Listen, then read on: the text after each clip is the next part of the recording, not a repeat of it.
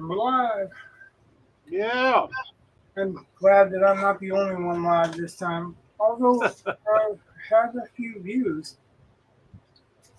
So I'm going to knock this back because this is too bright.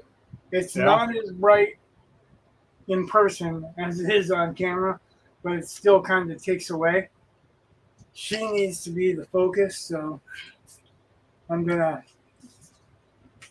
Makes That's it sense. too. This is it too. Like when I finish this, Yeah. the shadow from here, the shadow from her, that's all laid out. So all that I have to do after this is finish her. Cool. But I need all my colors so that I can throw them away. I'm going to start knocking it back with the quinacridone magenta. I hate that word. They need to find a better word. Then what? Quinacridone. Quinacridone. Quinacridone. See, that's the problem. I'm not going to be using the other blue this time, just ultramarine, because I've got to heighten the values on her.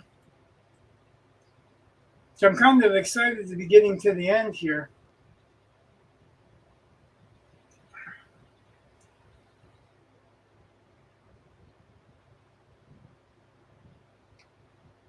And see just how much I can put through there. Oh, so I got some news a little bit that I'm kind of excited about. Yeah. Yeah, I got in contact with Dean Wells, who's the guitarist for Messiah, and asked him if it was okay to play his music on the channel. And he likes the idea. He said he owns most of the songs, but the record company owns the copyright, so I don't know how that works. But I messaged the record company and told them that if they let me put them on, I'd put a link to buy the albums, in the description box. Right. And I talked to Bobby Blitz from Overkill about the same thing. He seemed like he liked the idea of, me being a fan, but I don't think he gave me an answer. So, but I had at least one answer.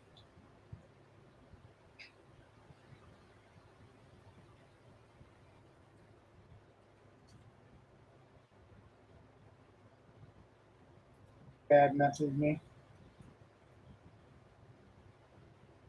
I've asked him quite a few times if he wanted to be, you know, wanted the link, and most of the time I just don't get an answer. That's kind of tough because uh, I don't know if he saw it or just not interested. So if he's not interested, no big deal. But I'd like to know. All right. Acronym magenta. I'm gonna be using the orange because I used the orange all through this. I think my cooler colors are mostly done. Yep. I'm gonna do a little bit. Obviously, I'm gonna do a little bit with her, but I thought maybe I might mix a little bit of purple up to come in on this edge a little bit more. I don't know how much of that edge I want to do like that. I'm pretty happy with how it's going. Just that thin light slice on the end of that smoothing stone. I'm gonna do some more reds because I don't know how far back I need to knock this. But as has been discussed plenty of times before, these are translucent colors, so for the most part.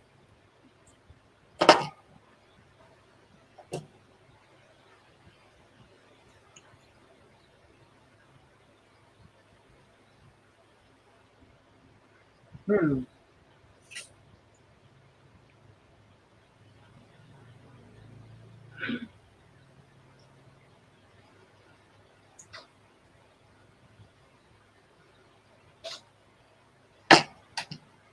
Well, let's see. Yellow is missing. And that's another thing I wanted to do is as I transition from the cool colors to the lighter colors, Yeah. I want to have a neutral, which my neutral through this whole thing has been brown. So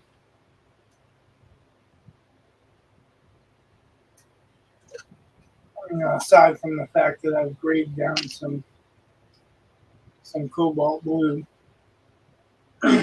burnt umber has been my go-to for my neutral. And what I'm trying to do a little bit is kind of echo the fire at the castle. Yeah.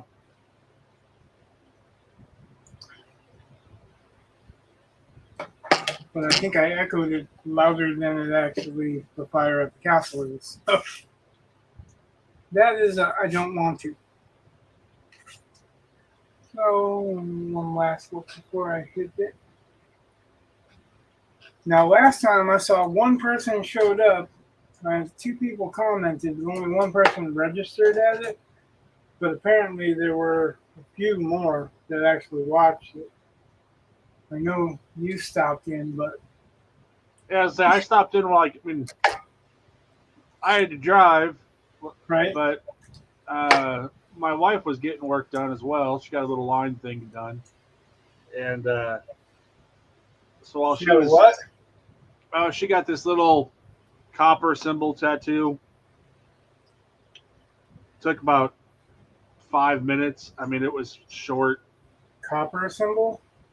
Yeah, it's a alchemy symbol for copper. It's also supposed to be something about, I don't know, female power or some crap. I don't know. She liked it. I'm like, whatever. And so, You're like, ah, girl shit, blah blah blah. yeah, pretty much.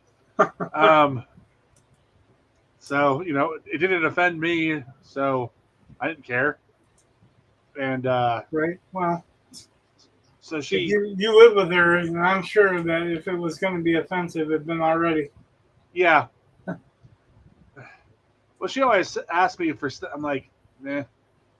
Like, there are floral things that she keeps looking at. I'm like, not a fan. Not a fan. But Floral. yeah, floral. I'm not a big. See, my Just never. problem is that most people that look at tattoos, they think tattoos. They don't think art. Oh well. So, I mean, that's not, that's not a knock towards anybody, but that's kind of why I just don't keep going back to the industry. I mean, it became such a competitive environment that nobody was looking at doing art. They were just all looking at doing really boring tattoo stuff. It's I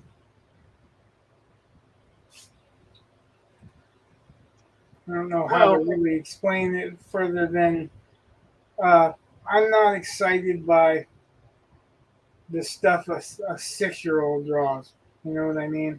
yeah, There are reasons for getting that kind of work. I don't want to knock anyone who does get that kind of work because there are legitimate good reasons for getting that kind of work. A lot of them have to do with children that passed away and stuff like that. And I would never want to insult somebody like that. You know. right. Um, but I've never also understood why, when it's available, somebody wouldn't want to get better art.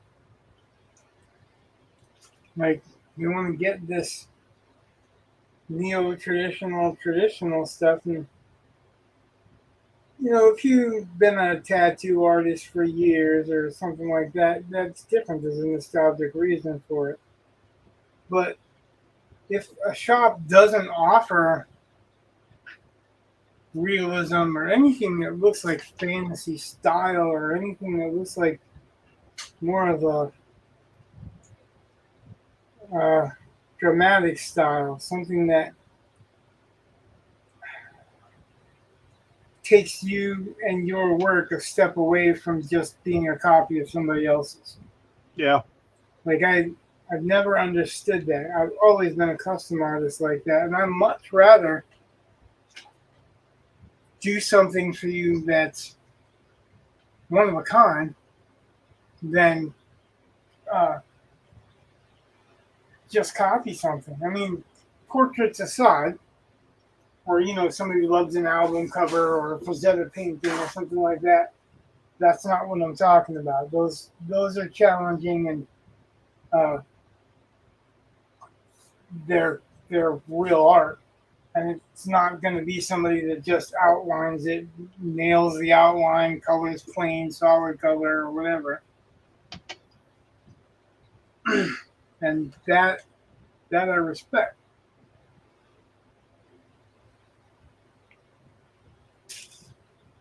Doesn't seem knocked back enough.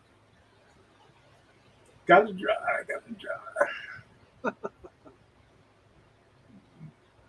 I am trying to dry as best I can this time.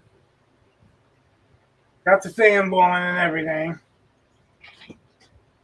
Don't have a whole lot of work left to do, so.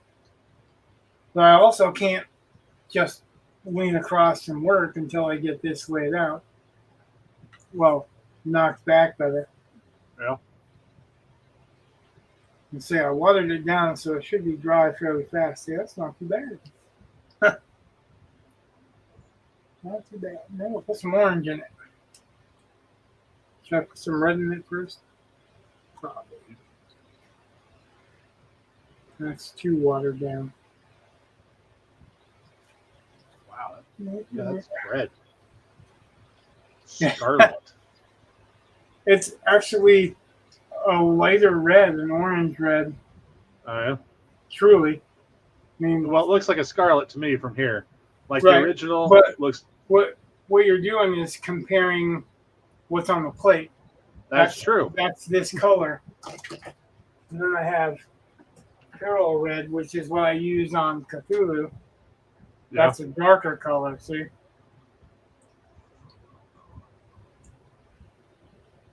Probably don't see, but it is, trust me. I wouldn't steer you wrong like that. So that was, you're talking about, people are looking at tattoos instead of looking for art, and that's one of the things when we were watching Ink Masters. Oh boy. I know, but my wife watched. I had watched. Yeah, but that bits and show's pieces. totally fucking bullshit. Well, I agree, but I learned about. I'd never heard of the style of trash panda, or not trash panda, but trash polka. Oh yeah, trash polka. And I'm like, okay, now that's a whole style of art, but I've never I really like trash polka. I think it's great, and I just, I don't like. To me, it was like, well, I've never heard of that style of art outside of tattooing. So it just Andy changed. Warhol. What? Andy Warhol. You're basically using comic prints and stuff like that, or coffee rings and stuff like that, but with drawings that are done or portraits that are done. I'm just saying, it was kind of interesting. Well, so, I'm just saying Andy Warhol did that, really. That was originally, as far as I know, it was an Andy Warhol thing, and then somebody duplicated it. That's like biomechanical. Everybody and their brother claims that biomechanical started with H.R. Giger. Yeah. But it didn't. It was a movement that Giger picked up, and Giger was more of the mechanical than the bio. And a lot of what he did was painting on photographs. Huh. But it was a movement that was created uh, from Biomorph. Okay. And Biomorph, you'll know, like Biomorph is um,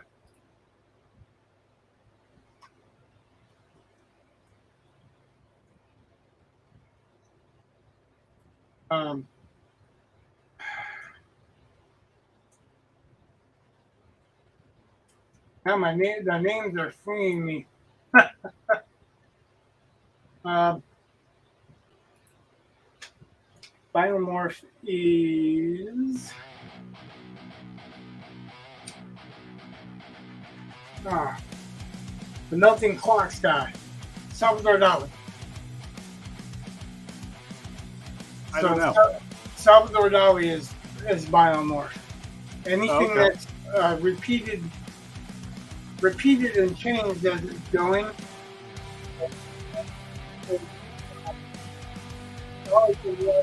Stuff with like elephants with giraffe legs and stuff like that. So that's biomorph. So it's bio that's morphing into something else.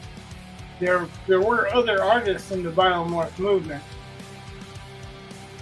and then biomechanical, as we know it in tattooing, was pretty much a mix of biomorph, H.R. Giger, and I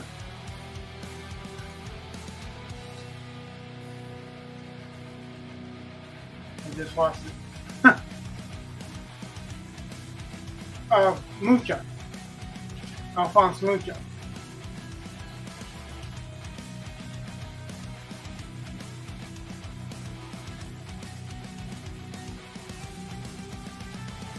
So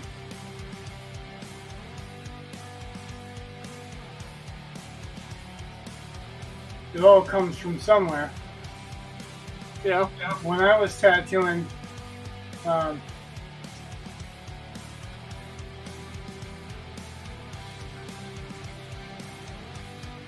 would do pretty much all styles, though I never really was a big fan of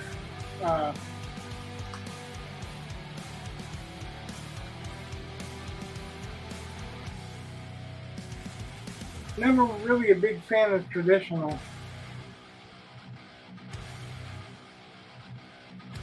Trying to talk, think, and give Chad the link. I don't know if he's going to show up or not, but he said he's interested, so I gave it to him. Anyway, where was I at? Let me see. So, yeah, a lot of tribal, when people think of tribal, they're thinking a lot of just lines and patterns and stuff. Mm-hmm. But it's called tribal because originally all of it came from certain tribal markings. So there's a real history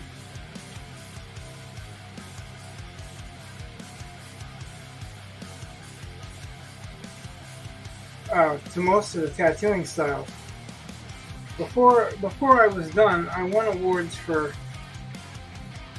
every single style that was out there to do. I won awards for portrait, I won awards for realism, I won awards for most original, I won awards for tribal, I won awards for traditional, small, large, back piece. Yeah, everything that you could possibly win an award for. Because I felt like if I did, then I could claim I was a well-rounded artist and I was accepted by all the other artists because you were judged by your peers. But when I really started winning was when they stopped tattoo artists from judging a couple of contests and invited art teachers and students from art school.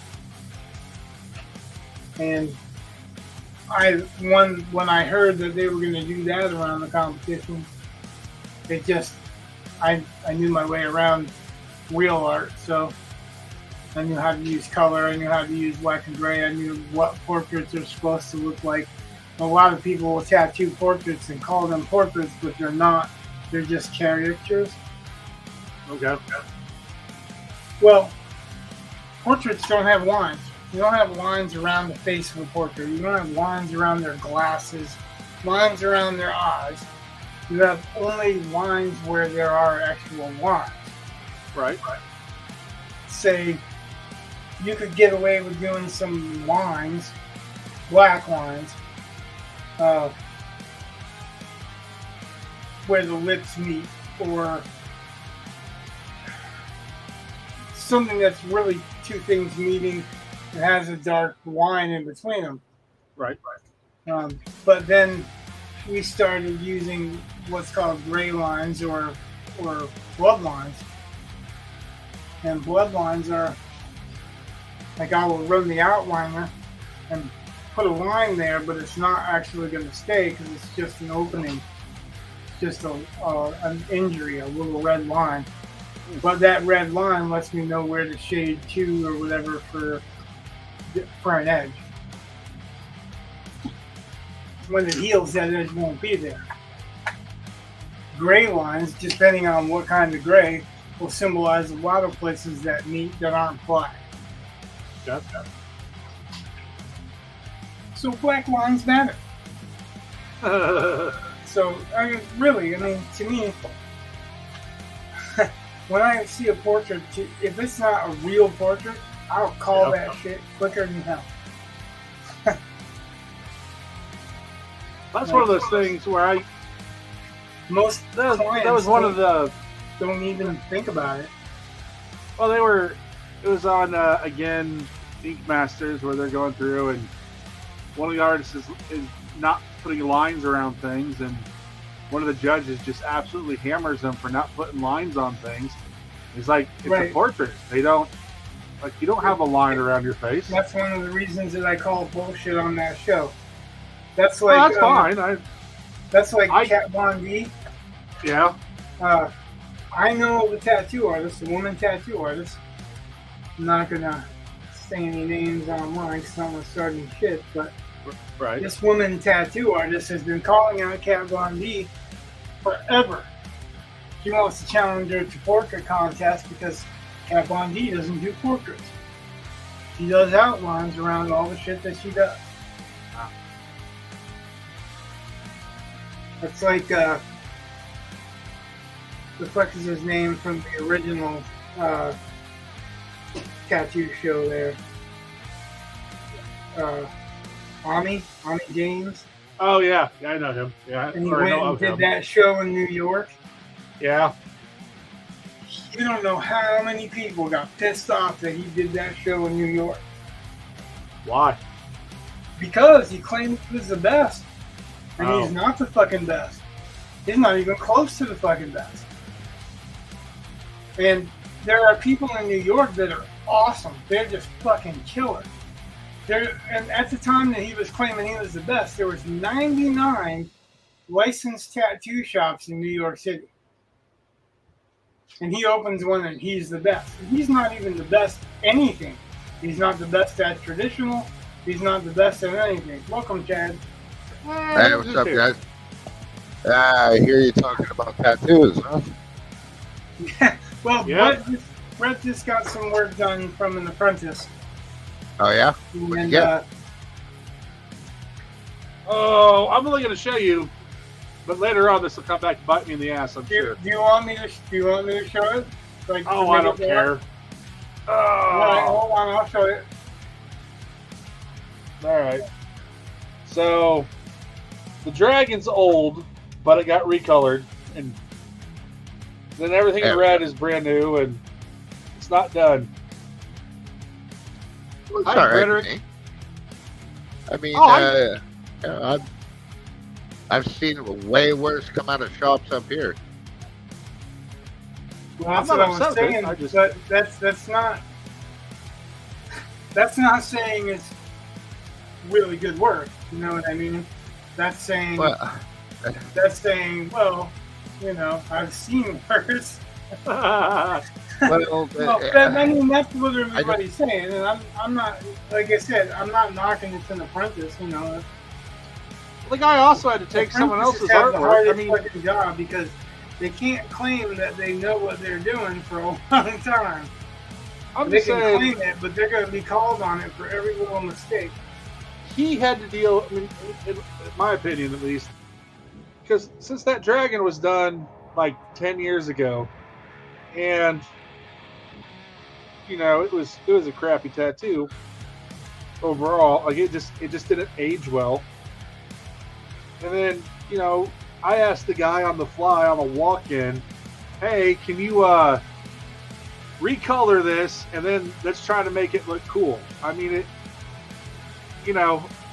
having to fix someone else, like not cover it up, because I'm not upset with the overall design of the dragon. I wanted a Pendragon. That's one of my handles is the Hoosier Pendragon. I've always liked it, but yeah, and again, there's more to it. It just after 2.5 hours, I was ready to be done. It was late. I'm old and it hurt. So I hear you. Well,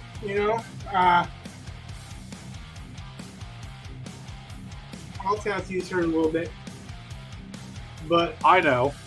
But the more you get tattoos, Yeah. the more your skin's accustomed to it and acclimates, I guess, to it. And Well, it hurts less. there were times when he was tattooing, and I was like, yeah, I could probably fall asleep. Like it was late, and I was getting tired, and it didn't bother me a bit. But then there were other times, it hit something spike like that.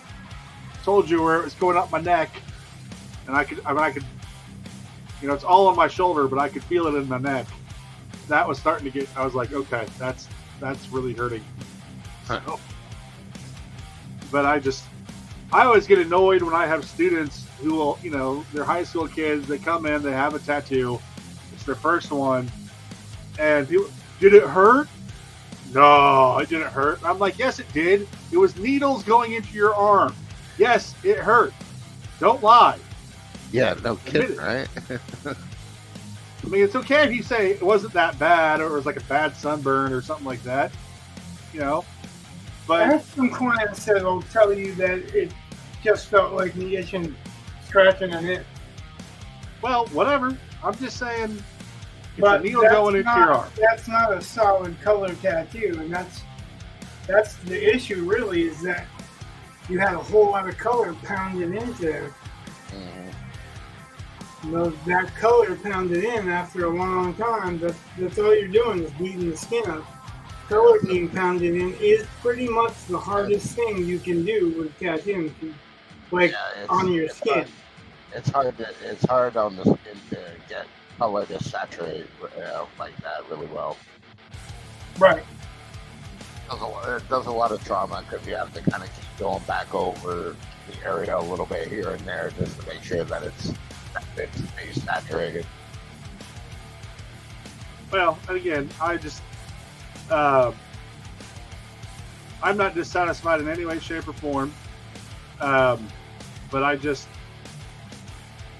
like I said, I had to tap out after that length of time. It was late. It was late for him.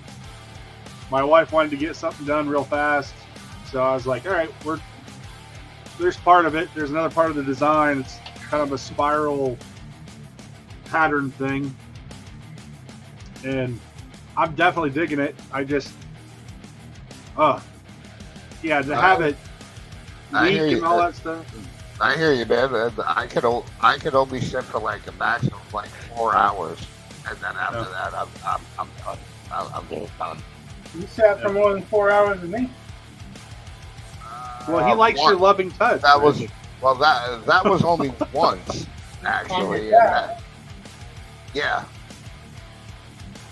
That was the other thing. I took off the Sanoderm, and you can see exactly where that, like I must have had a reaction to the Sanoderm, the adhesive or something, because it got all red and welted up there too. I was like, well, that sucks. Yeah, I hear that a lot. That's why I don't use the Sanoderm. I know quite a few people have allergies, and that's a really shitty way to find out. Yeah, it's bad to, Because it's bad most to find people that out. have it don't know it. Yeah, it's Well, the bad weird to thing- find out that you're allergic to something as you're having a reaction. But it happens. Like, I mean, how else are you going to Yeah, find it out? does.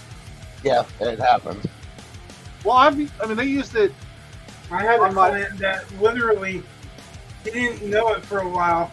Like, he literally get tattooed by me, and then on his way home, he would start, like, almost passing out. He had to pull over and all this other stuff, right? Wow. Turns out he's allergic to Bactine, which is what we spray on them to kind of numb it a little bit. Okay.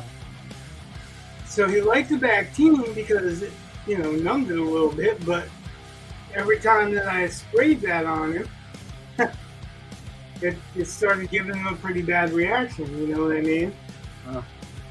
Well, I've had Sanoderm on before, and it didn't really ever bother me. And so I was kind of You can I had it develop before, I allergies liked it. too, but yeah, I know. and combinations can create that kind of stuff too. Right. I just, it seems like there was just a couple things that I don't think it's anyone's fault, but it was definitely not as good as I've had it before. I will say that. But I think everyone at that shop, we've gotten work from them. So, What's that? I think everyone at that shop that tattoos, we've gotten work done from. So, the owner, Shane, is great. He's the guy I grew up and graduated with. And he's shown my son stuff because I kind of think my son would make a good tattoo artist. I kind of really do think that. He's thinking about becoming a psychiatrist now or a psychologist. I'm like, all right, whatever. I don't care. But you like art. Is that the one that sent your other son the picture? What? I said, is that the one that just sent your other son the picture? Yes. He wants to be a psychiatrist? Yeah. Dude. What's even the funnier? irony. So much. You gotta tell Chad the story because he's in the dark. Okay, so my older boy got his driver's license today, and he had a date, so he was excited he was going to be able to go drive, to his date for the first time ever without having mommy or daddy take him. So that's cool, but then he lost his wallet. He lost his wallet before the date, and he had his license in the car, which is good, but he, his ATM card and his money were all in his wallet. He couldn't find it, and he's looking everywhere for it. And eventually, I'm like, "Look, I'll just go give you some cash, enough for your date. Go on your date, and we'll look for your wallet." So he's already kind of stressed out about all this stuff, but whatever. He goes on his date. His mom and his brother look for the wallet in his room, and they find the wallet. And so my younger son took the wallet and made it into a hot dog bun, if you will, and took a picture of that. No, you gotta tell him the way. You gotta tell him the way you told me, because that was the shocking thing. It wasn't a hot dog bun. It was a dick pic. The what? The meat of the hot dog was my son's. Oh. Yeah. Damn. And he sent that to his. Don't worry about your wallet, but here's my dick too. Yeah, I found your wallet. So he sends this picture to my. Something that would happen in a tattoo shop, by the way. Well, so he sends this picture to his brother who's on this date, right? And his brother sends back thanks, and that's it, which I thought was kind of weird. And his brother got home, and he's like, and his mom's like, "Well, did you see that we found your wallet?" And he's like, "Yeah, I said thanks." And my wife's like, "Did you look at the picture?" He's like, "No, I was kind of busy." So then he looked at the. Then he looked at the picture. He's like, "Oh my god!" Then he wants to show it to us. I'm like, "No, I don't want to know. I know the picture, but I don't need to see the picture, man." Yeah, no, See, I'm that's good. one of the I'm good. situations I'd be like, I didn't want to know either, so now you get to know too. Yeah, well, Matter of fact, I'm going to make a poster of it. Oh boy. so I kind of wonder because he and his brother went out to GameStop, which is right by the Walmart, and I kind of wonder if my son will come home with a new wallet. Just I wouldn't blame him. Yeah, I wouldn't blame him. Have a hard time calling the fault with it. yeah. Wow. I Wow. laughed. Like I was laughing just at the thought, and then my younger son who was doing it could barely breathe. It's like it hurts so much to breathe. Can't breathe. Oh. It's like, right? Oh, brotherly love. Yeah, Oh boy. and it's because he ran the idea by his mom, and she's like, I don't know, you go ask your dad. And then she kind of was like, do guys just do that? It's like not normally, but brothers might. Yeah. Well, yeah, some guys do. Well, yeah, some guys guys do. Yeah. Some guys do. That's what I said. That's not out of place in a tattoo shop at all. But No, no, not at all. Not at all. yeah. We could tell you some stories, I bet. Like, You already told me but about the. I'm not gonna put myself in libel. There you go. You remember when I kind of sparked the prank war between Levi and fucking Keenan? What's that? You remember when I started the prank war between Levi and Keenan? Uh, Levi, yeah. Levi was Marco's apprentice, and well, he was looking for a way to try to prank the other guy who was originally Marco's apprentice, Keenan. And I suggested taking a tow belt and basically putting it on the backside of the cabinet door, so when Keenan went to go open the door, it flopped down and hit him in the face. Well, he was like, well, I'm going to spend that kind of money to do that. I'm like, well, you use cardboard. Fucking make cardboard fucking dick or whatever. And he did. And that's sparked a nice little prank war. Oh, I always wanted to, I still wouldn't mind sending fucking Keenan a bag of gummy dicks. nice. Yeah, you've seen those probably online, right? Where you can, you send a friend or an enemy a bag of gummy dicks, basically tell them go eat a dick. Yeah.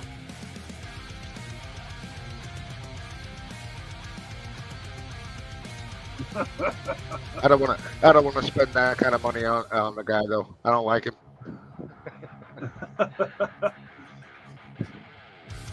Yeah, that's not a secret. No, it's not. There's no love lost between us. You think is that backed off enough? Yeah. Yeah, you've done quite a bit of work since last time I was on. No, I'm talking about like I had to darken this down. I was asking if that looks dark enough. 'Cause Yeah. she needs to be the brightest, pretty much the brightest, and the darkest. Yeah, I think it looks good.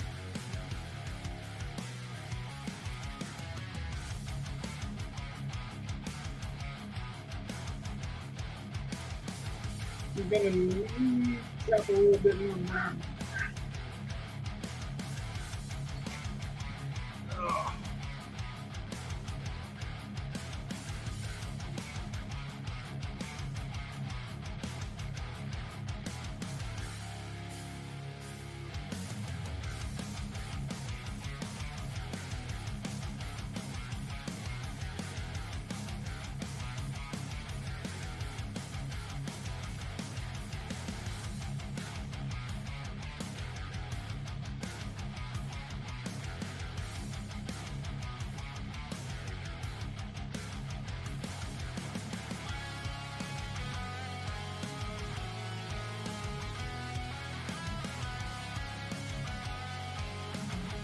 when the brown goes over yellow, it becomes a gold tint or Yeah.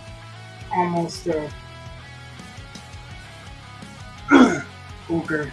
Almost becomes ochre. Too much brown, it will become ochre. Gotta turn the mark up there.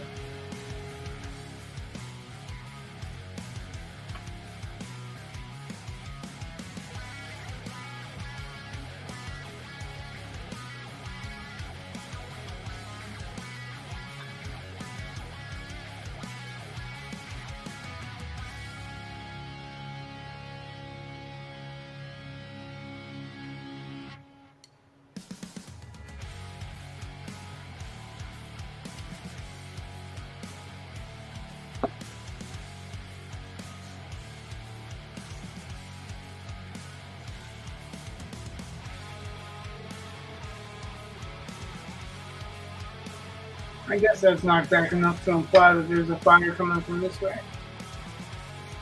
Yeah.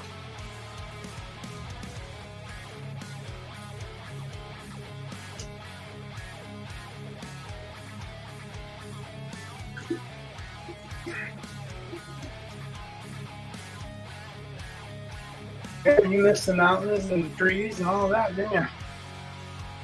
You missed Yeah. the standing stones. Yep. You missed a lot of it.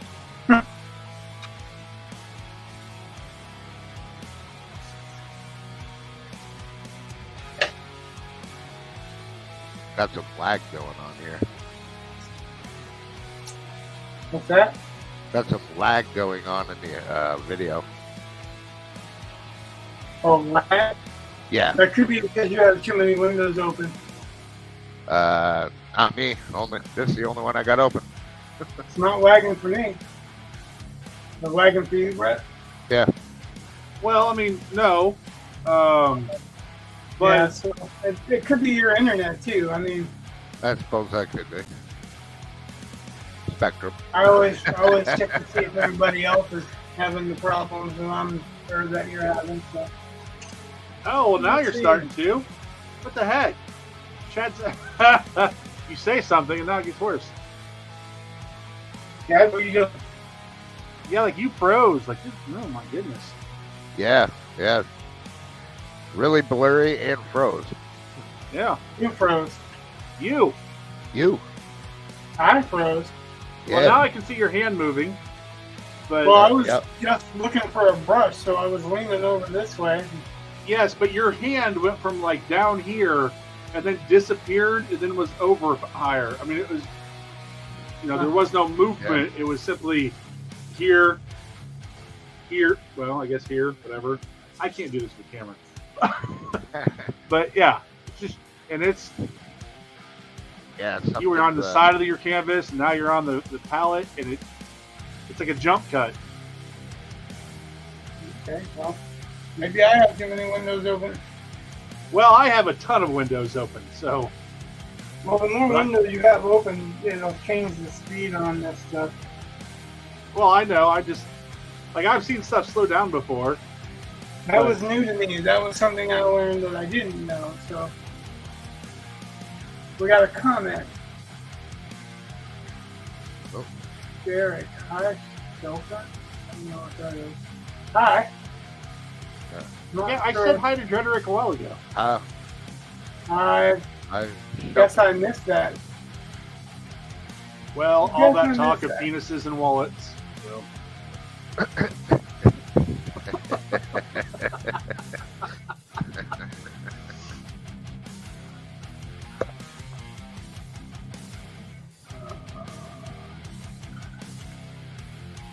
Trying to find a window I can close all this stuff. Well, I guess I could close this one. Oh, let's see if that makes a difference. I say hi, and then who's the viewer? What do you think? Is it him? Is that the viewer boss? I keep telling them to join the conversation, but nobody starts the conversation with them. And they don't start a conversation with us either, right? Not really.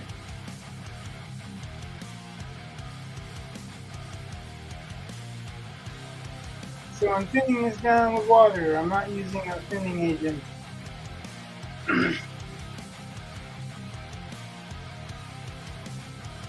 Everything looks fine now. Yeah, I closed 2 windows, so that should help. One of them was a YouTube window. There we go. I had a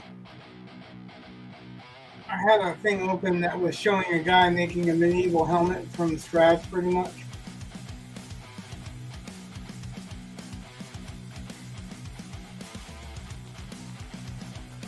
I don't know if anyone else is ever interested in the stuff I am. But I watch blacksmithing stuff all the time. Helmets, armor, swords, axes, whatever. Yeah. I always wanted to do that type of stuff. Just never could get into it. Yeah. Well, being a poor kid in the middle of downtown Lewiston, not very many places you can fire up something like that. there's can't remember his name, but there's a guy that's been willing to apprentice some blacksmiths that wants to keep the art alive.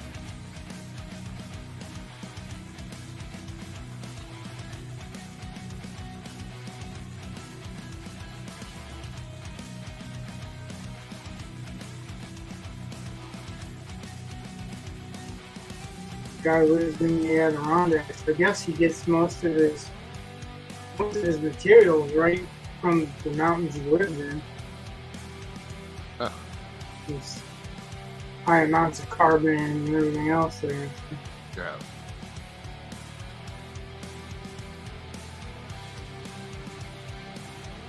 Now, I don't know anything about that blacksmithing other than, working knowledge, but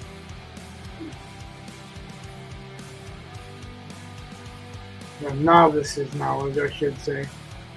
Yeah. I don't want to give anybody the impression that I know more than I do, because I don't. I hear you. I really don't know shit except for what I see in videos and stuff. I'm interested. I'd love to watch. Oh yeah. These days, that's probably all I could muster.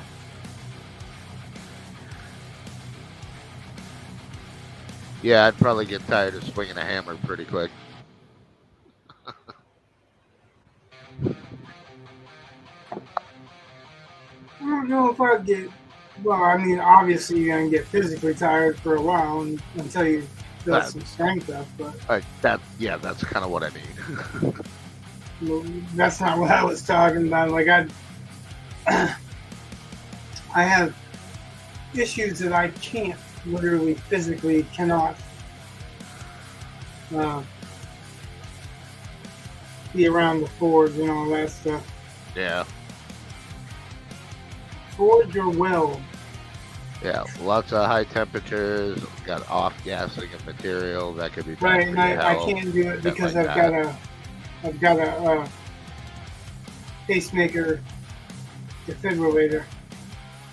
Oh yeah. I'm assuming it's because it's made of metals that I can't be around that super high temperature. Anything that sparks could cause an arc, I guess. Oh. That's kind of cool. Not I mean, really. I don't want it to happen to you, but at the same time, I kind of want to see At the that. same time, you want to see it. Yeah. Not the world.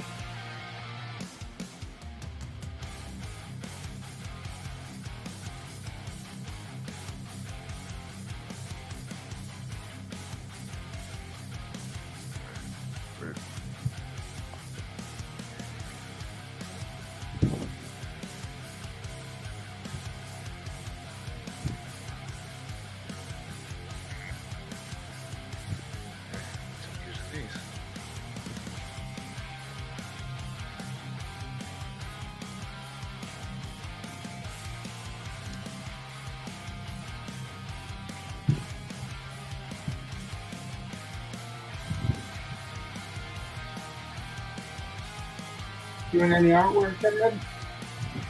What? Whoop. I'm getting ready to client of mine the deep stuff. Your volume just cut. I can't hear anything you're saying. Can you hear me now? Not much.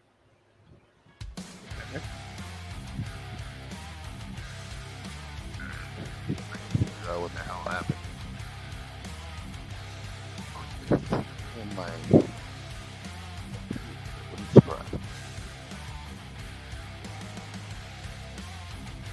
Uh-huh. Better? Oh, that was loud. Sorry. Yeah, for some reason the microphone volume setting in my computer keeps automatically setting itself back down to like 27. No wonder nobody can hear me. You have it set on an automatic adjustment?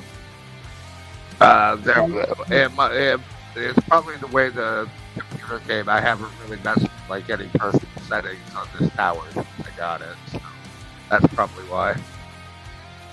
Amanda has like an automatic level setting on the TV, so there probably is one on the computer too. Yeah, that's what I'm thinking. But basically, I gotta go into the settings and monkey with it.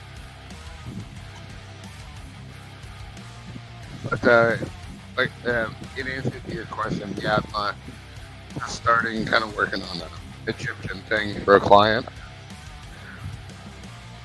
More specifically, Anubis.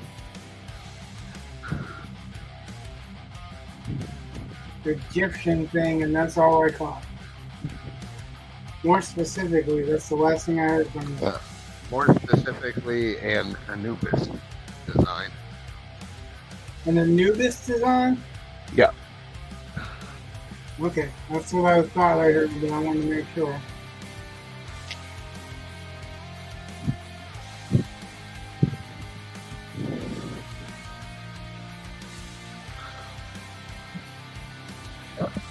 By the way, I'm still here. I know you can't see me on camera, but I'm still here. I've got my headphones on. It's got like a... He's invisible. It's got like a 10-foot cord on it, so... Doing a little puttering in my room. No, I'm excited about the possibility of being able to play some music that I like. I mean, this isn't bad, but it's really old now.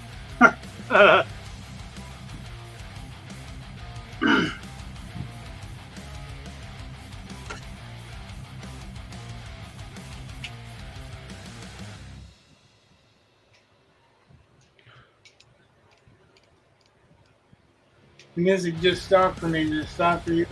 Oh, there you go. Yeah, there it goes. You sound like you got mad at me for saying that. What? No, you can listen to nothing, motherfucker.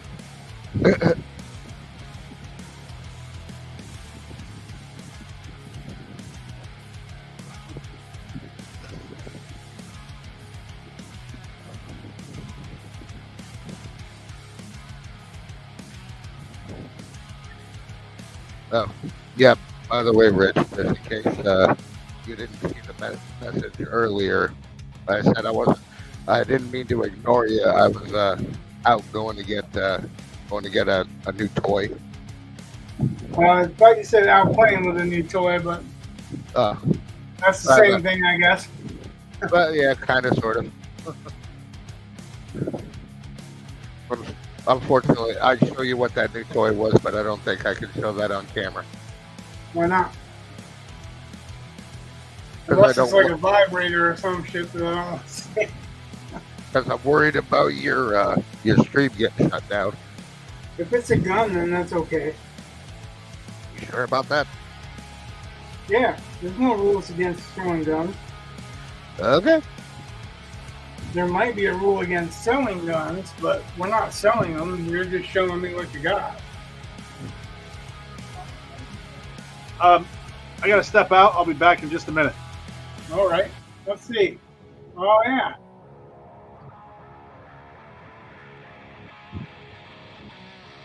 Yeah, now it's all black. I can't see shit. Hang on. Let me put it on my bed. Get better.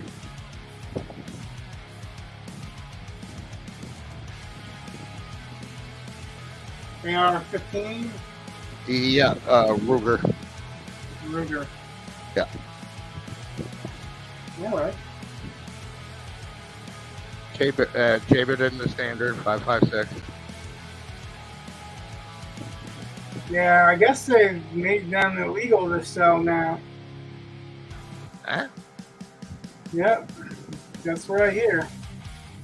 I do. Well, I do know that braces are illegal. What's that? Pistol braces are illegal. I do know that. Nope, they're saying the AR-15 mowers are illegal. Keith was showing me that because I didn't believe him. I'm like, really? But they just passed it through or whatever. So I guess, I mean, if you bought that as a private sale, that's probably the last of them that you could do.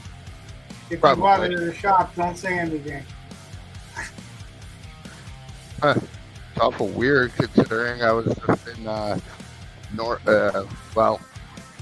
at my store that I usually go to, and they had a like I don't know. I'll have to look at that. Yeah, I wouldn't say the store because I don't want to get them in trouble. But Why did- unless they changed it again, but I'm telling you, like it was not that long ago. I was talking to Keith and he showed it to me. It's a federal thing. Yeah, I'll have to look into that.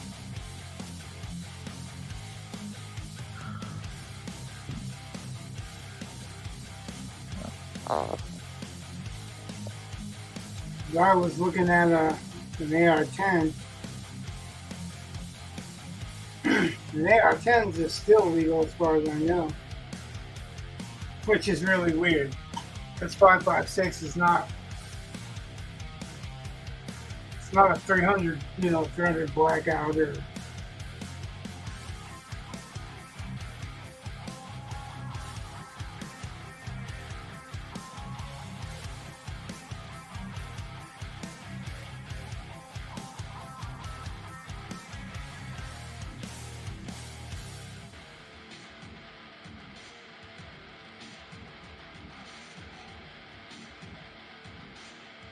And if I get a strike because we're talking about guns or whatever, then I guess I'll take that strike. It's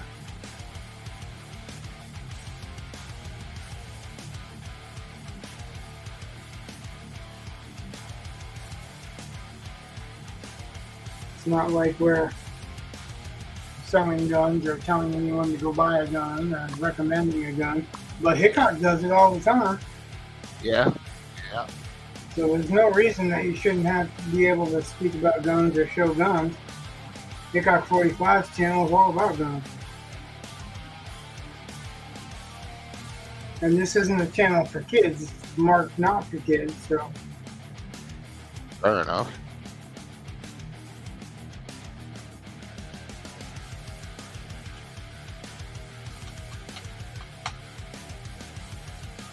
That's why I said basically I don't care anyway.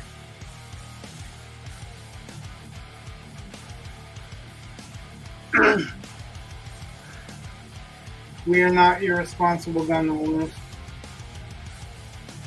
We don't have kids that are going to run off and fucking shoot people in school with our guns.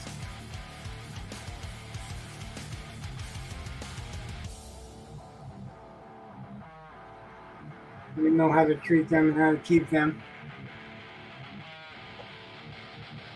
And how to respect them. Right? Yep.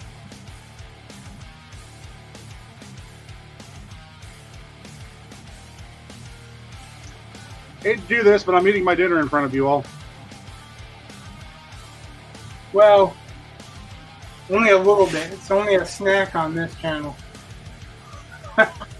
You only got a little corner, so it's a little corner of a little corner. I'll probably mute it when I get to the chips. If Yeah, that would be an awesome thing to do. if Chad can show his AR-15, then you can eat on screen.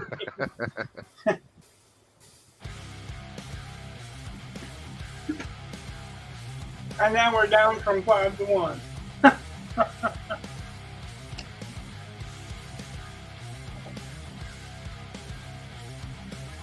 Maybe they don't want you to eat on screen. I've heard people complain that eating the bubble gum or chewing bubble gum, or gum, I guess. It's not bubble gum anymore. That's my bygone era.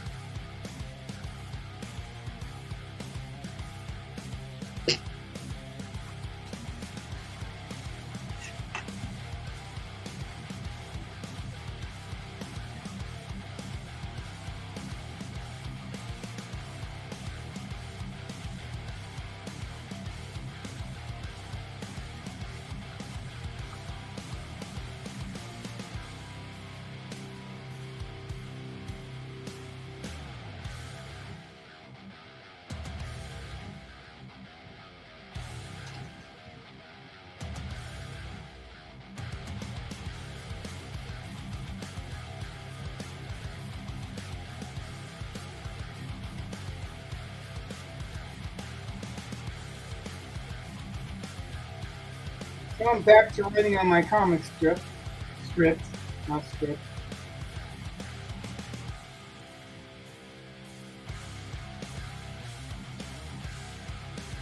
And now I'm determined to get it in front of Dale Keown's eyes because it's pretty freaking cool. And it's a better sci-fi adventure than most comics I've been reading lately, with a character that's pretty kick-ass. So.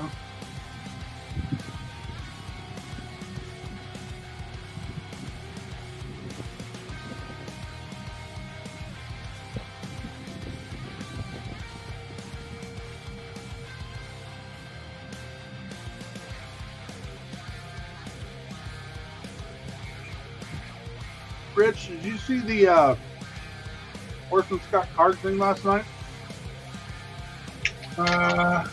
No. Okay. They did another live stream, and it was streaming on Facebook, but Riders of the Future did that. I did not participate in that one. I didn't have time to, but I didn't know what was going on. oh, well, sorry. Next Well, time if I it's no big see deal. that, I've seen him twice, and pretty much he descends into the same thing. yeah. I just saw, though, that he's going to be on something else. Let me remember what the hell that was. Timcast? Maybe? Oh, yeah? I can't imagine him being on It's Timcast. something like that. I'm not really sure, so don't quote me until I figure it out. But Oh, yeah. it's on a bigger, either that or a big network or something like that, where it's going to really give him the chance to, I guess, defend himself. Why the fuck he needs to defend himself is ridiculous, but...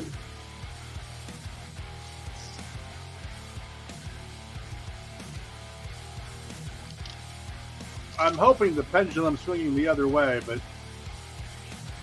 all the crazy shit that's happening right now. yeah, I know. They're trying to rush the trial. They've moved it up from May to October. There's no way that they can give that many people time to prepare in that short a time.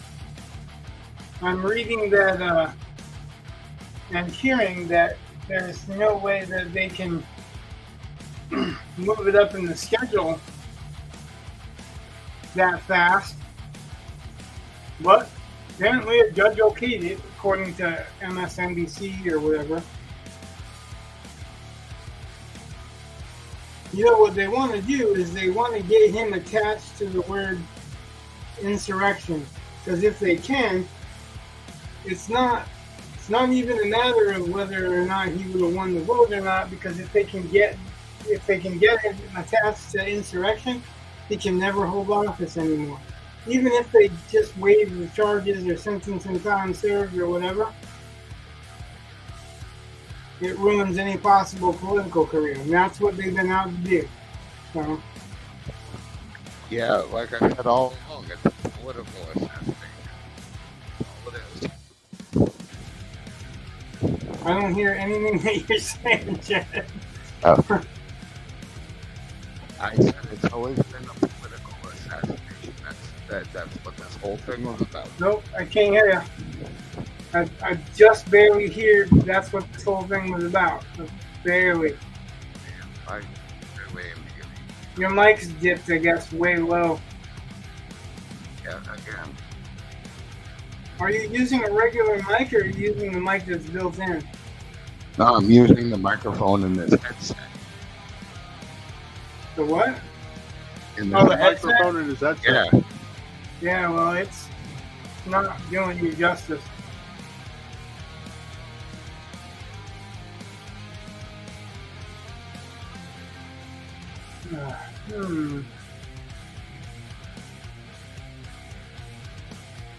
Irritating. Yeah, right? Anyway, while I still got you, what I had said was this was all just a political assassination right from the start. Oh, yeah. Well, I think See, that's the kind of thing obvious. is that even the opposition knows that. They don't care because they think it's right. But they don't understand once they set that precedent, that's acceptable for everybody. Yep. And when the fucking Republicans get some balls and decide to stop letting them walk all over them, they're going to use this shit against them. Which is sad because that just further divides the country. Yeah. Yeah, but Trump has to be doing some. I mean, here's the thing. I think Trump has every legal resource to say the Supreme Court has to step in on this because it's the supremacy clause.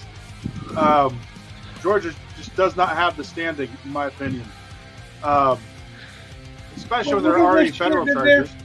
Look at the shit that they're charging him with. I know. One of them is lying on a federal document. You know what the lie is? How much he weighs. Are you fucking serious? You're gonna try to fucking imprison the president of the United States for lying about how much he weighs? When, you know, it's been a few years, so you don't know how much he weighed then anyway. That's just fucking ridiculous. Well, it's also that's ridiculous. But what I'm saying is, if Trump wanted to see it stopped, I think you'd go. I think you'd skip. I think you'd file some motions to go beyond the court. But because his poll numbers keep going up every single time he gets indicted, his poll numbers went up with the mugshot. He already had merchandise ready to go. Oh yeah, I know. So the some of this, the mugshot came out, they were already licensing merchandise. Yep. he is either really confident that ultimately this all goes away, or he's incredibly stupid, but maybe both. Oh, he's not stupid. He's making money off of it no matter what happens. I agree. But I think it's highlighted just how bad the Democratic Party is. And it's not, I mean, quite That's all frankly, he has done. That's the only thing that's what they're so pissed about is that it's not that he drained the swamp or whatever. It's that he showed how many fucking nasty ass creatures are in that swamp. you know, Politics has always been bullshit. Always. Even the best politicians are liars. I don't know anybody that can imagine that a politician ain't a liar, you know? right?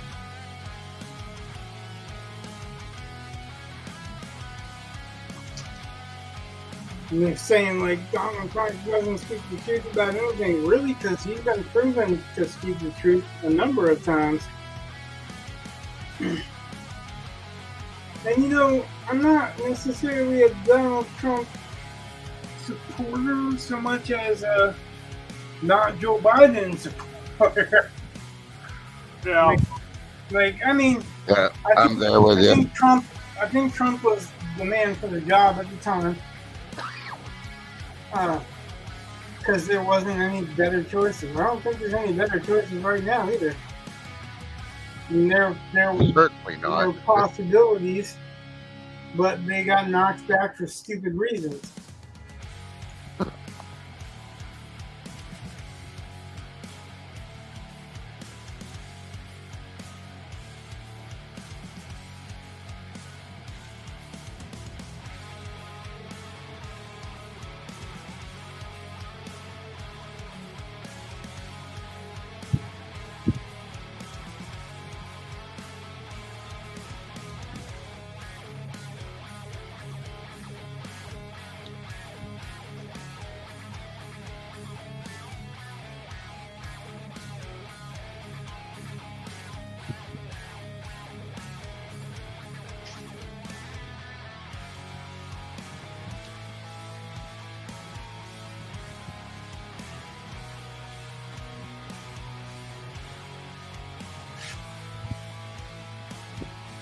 Ah, there it is.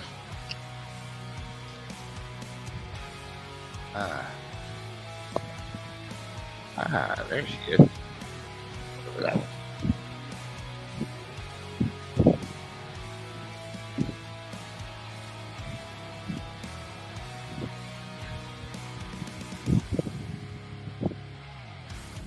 Dog.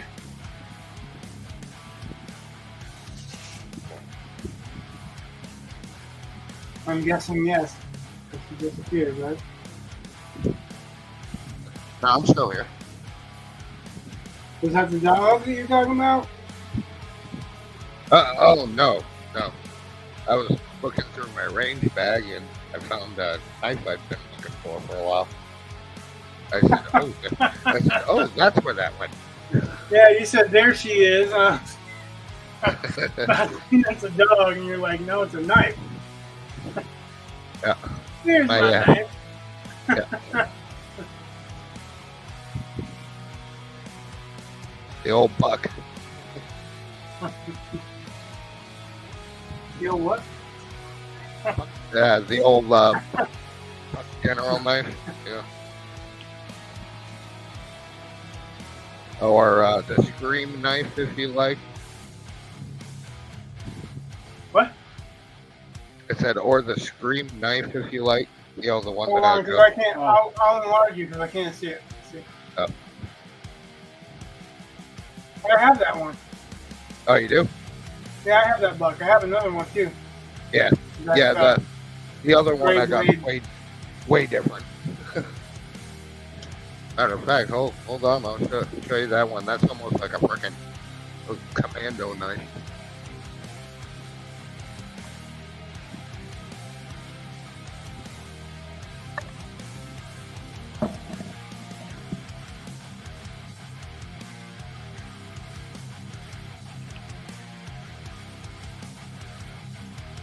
Yeah, that's the other buck that I got. Hold on. Oh yeah. Thing's a beast. I've had this probably for, I don't know, 15 years.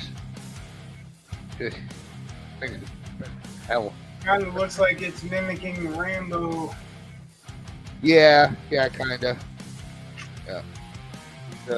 He's a heck of a beast, though. Been through hell with me.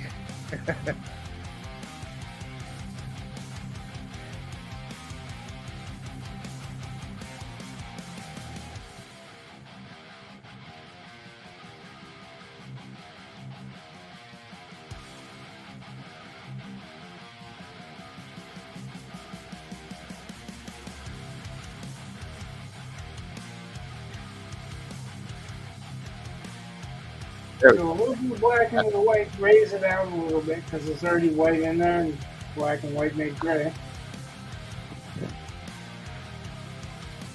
For anyone that's watching that's not just interested in that.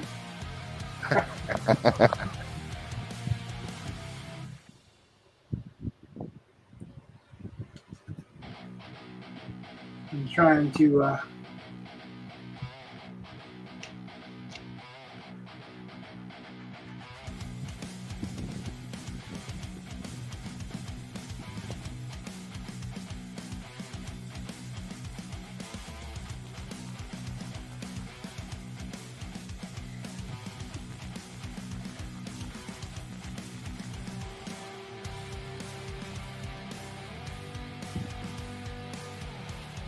Give her a little bit of banging in that arm.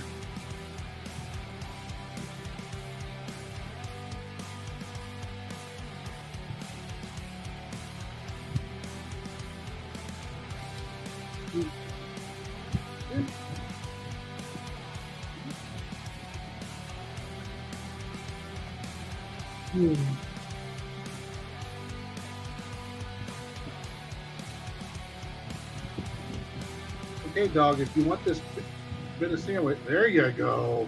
There you go, Carl. God, Got to work for it, huh? she's just staring at it like, you're going to give that to me.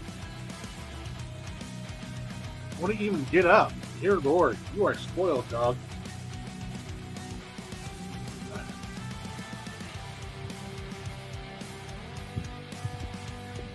Yeah, this dog is a rescue dog. We got her from the shelter, and we'd gone in there looking for a dog. And, you know, all these dogs are barking and barking and barking and barking. And she's sitting in her cage by herself, just absolutely silent, just, you know, looking doleful. And she was, I mean, she just looked miserable. Super skinny. Now she's fat. But, supposedly she was not good with pets or children. I think one of the people at the shelter wanted her because she's great with kids, and I mean we have 2 cats and she's good with them. So I think they knew how good of a dog she was. They wanted her, and I took her anyway. Oh,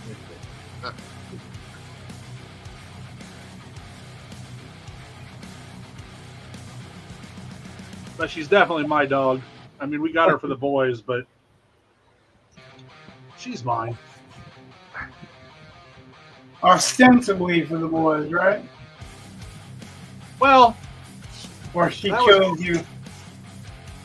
When at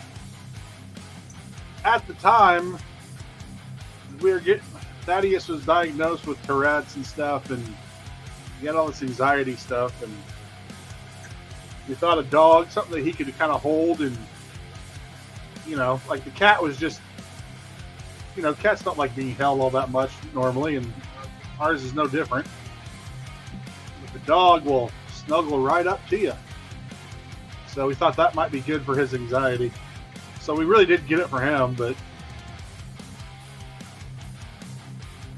now he's doing better, and well, I have a dog. That's okay.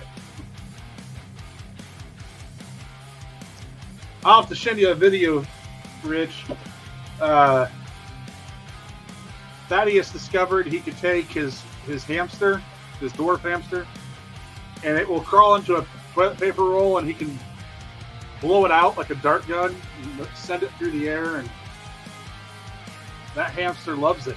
But I find it absolutely hilarious just to watch the Flying Murphy. Flying Murphy. Huh? Yeah, well, the hamster's name is Murphy.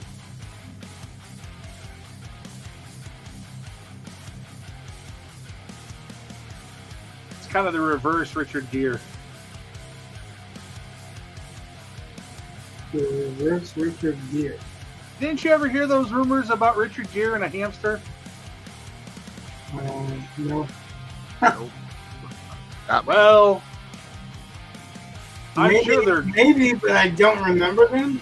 It's this, Like, let me, Probably half let the me audience read don't even situation. know who Richard Gere is.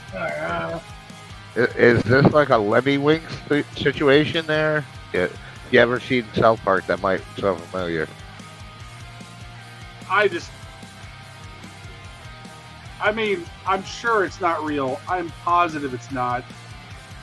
But supposedly there was something about Richard Gere either having to go to the hospital or something because they had taken a hamster and put it into like a hamster tunnel thing, and then inserted the tunnel thing into his anus and let the hamster roll around in his lower intestine for a while. And apparently it got stuck or something. I don't know. I'm sure it's fake, but it's just one of those things that, I mean, God, that was before the internet. So. I know of a client that I probably shouldn't, but I'm going to anyway. I know of a client that brought home a kielbasa, and his wife's like, "What do you want that for?" And he's like, "Me." Okay. And it like broke off. Weird. Huh. Wow. I wonder if there's a connection. Yeah. Well, I don't think you have to go to the hospital for that. Probably could pass it, you know. Yeah. It went through one way. One way, probably can go through the other way. It's not literally alive. Yeah, like yeah. Maybe do a little squat and cough, and be all right.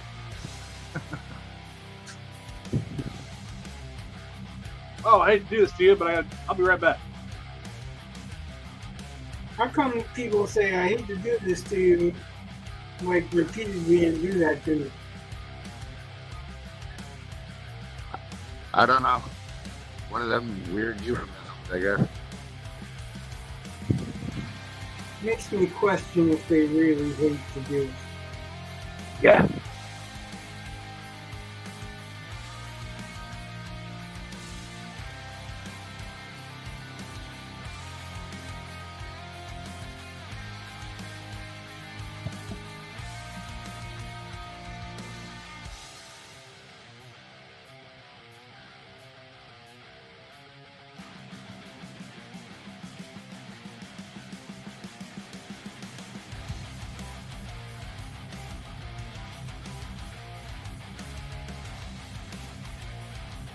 This is the part. It is the beginning of what this whole thing has been about.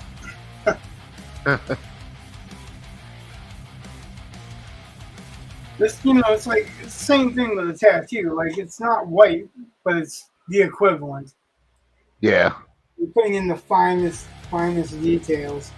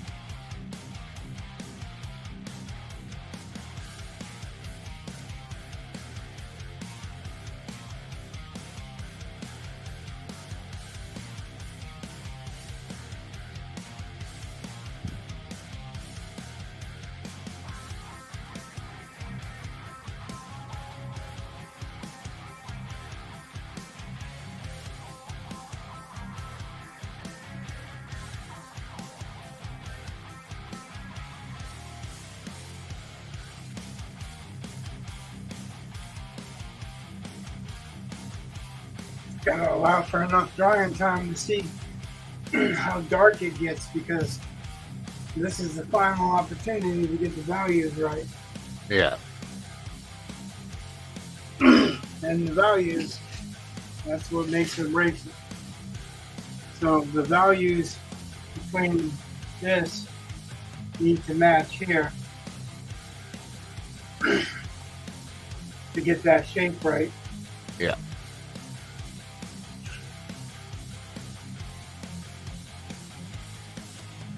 I've got a couple of different brushes, and I want to switch to.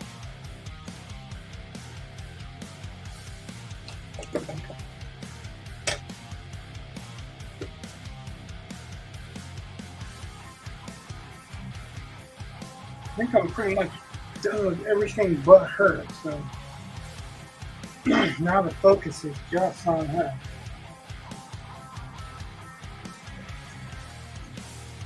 I got these little brushes that I freaking love. And the next best thing to the liner brushes, little tiny brushes. Oh, yeah.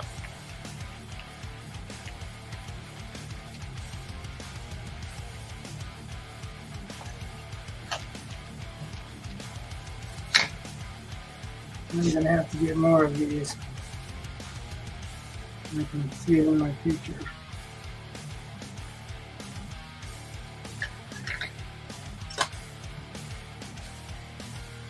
So this is a 0 and this is a half. Half is obviously finer, so 0 place.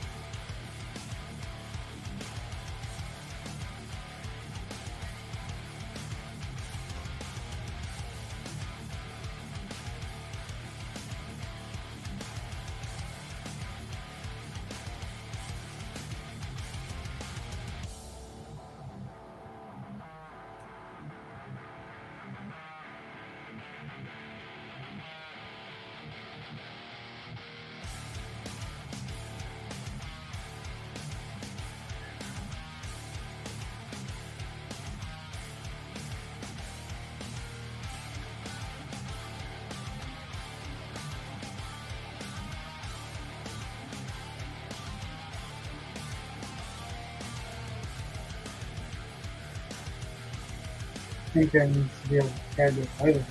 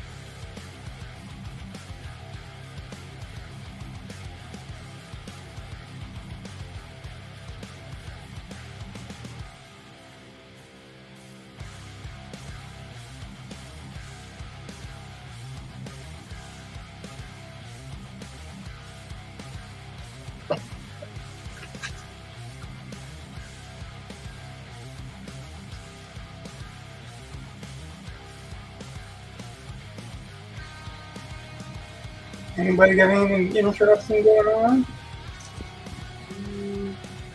Besides your new toys and your son's dick pics. I try to bring a little something to the table all the time. Little something. Yeah. No, not really here.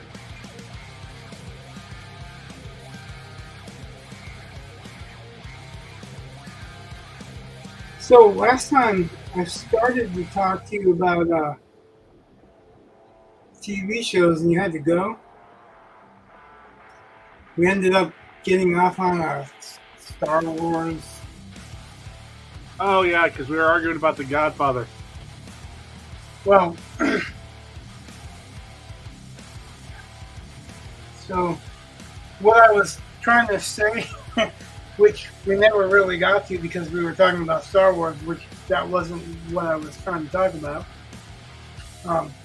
I started watching this show called Shelter on Amazon Prime. Yeah. And it's kind of like I don't want to demean it by, I don't know if that's demeaning it, but I don't want to mislead by calling it R.L. Stine, but it's like kids.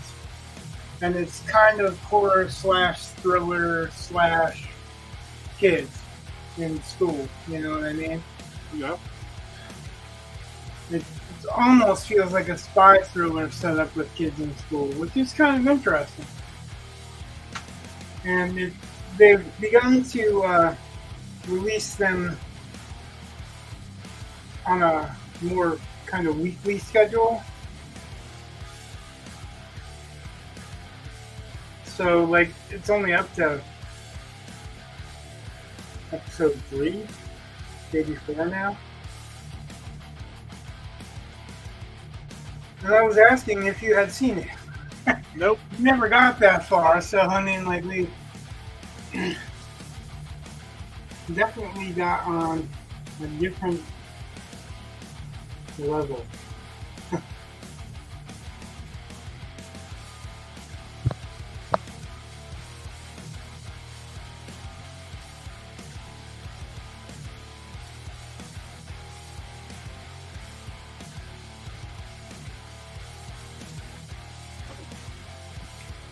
Yeah, I'm finding it interesting. It's one of those things that's based on a novel, so it's going to be a whole season of it. I haven't read the novel, so I don't know if it's true to the novel or whatever, but I'm assuming it is because the writer and either his wife or daughter or someone else that has his last name are producing it and writing the scripts, I believe. So it's, I guess what I'm saying is there's something different out there. You don't want to watch the same old regurgitated shit that everybody keeps trying to sell us. And it doesn't really feel political. I mean, there was one comment that was basically saying this kid kept getting arrested because he was black, but it was supposed to be an offhanded comment. I didn't take it like it was a serious accusation. It was going to be a serious subject for the show or whatever.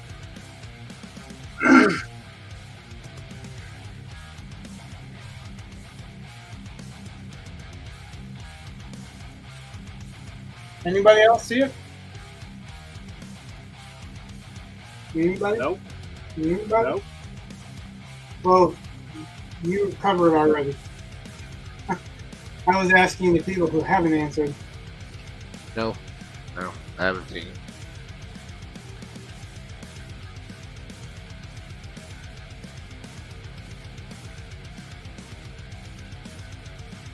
That would leave the chat. Asking the chat, have you guys seen that? Shelter on Amazon, or Shelter on Amazon.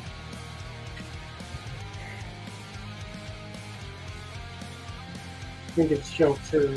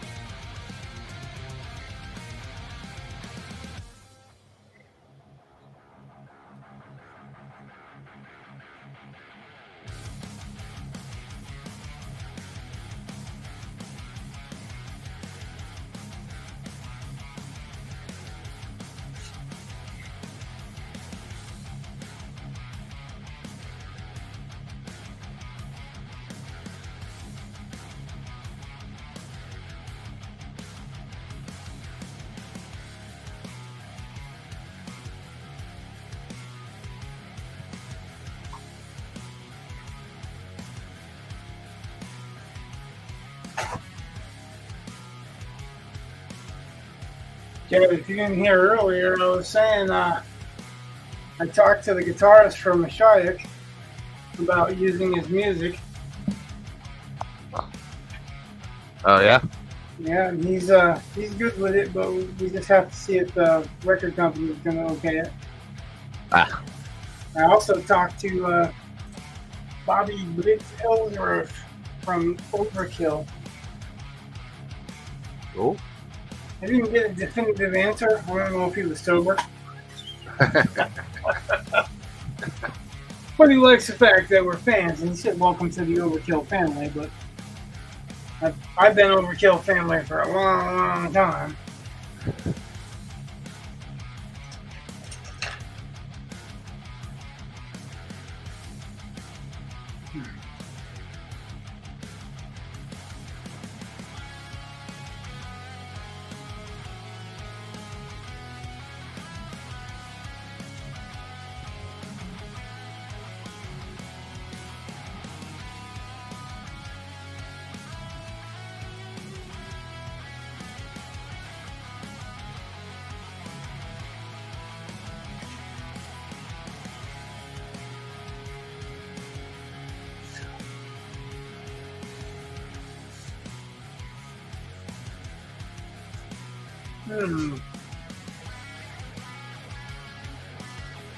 Turning his painting so much like it hits the curtain on the other side of my desk, and my wife's like, "So you're painting my curtains too?" Like, well, oh yeah. What are you gonna say? Yeah, painting the curtains a little bit.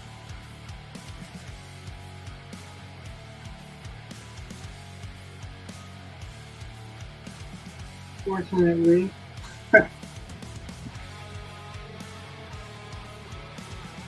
It's not like that expensive, so that there's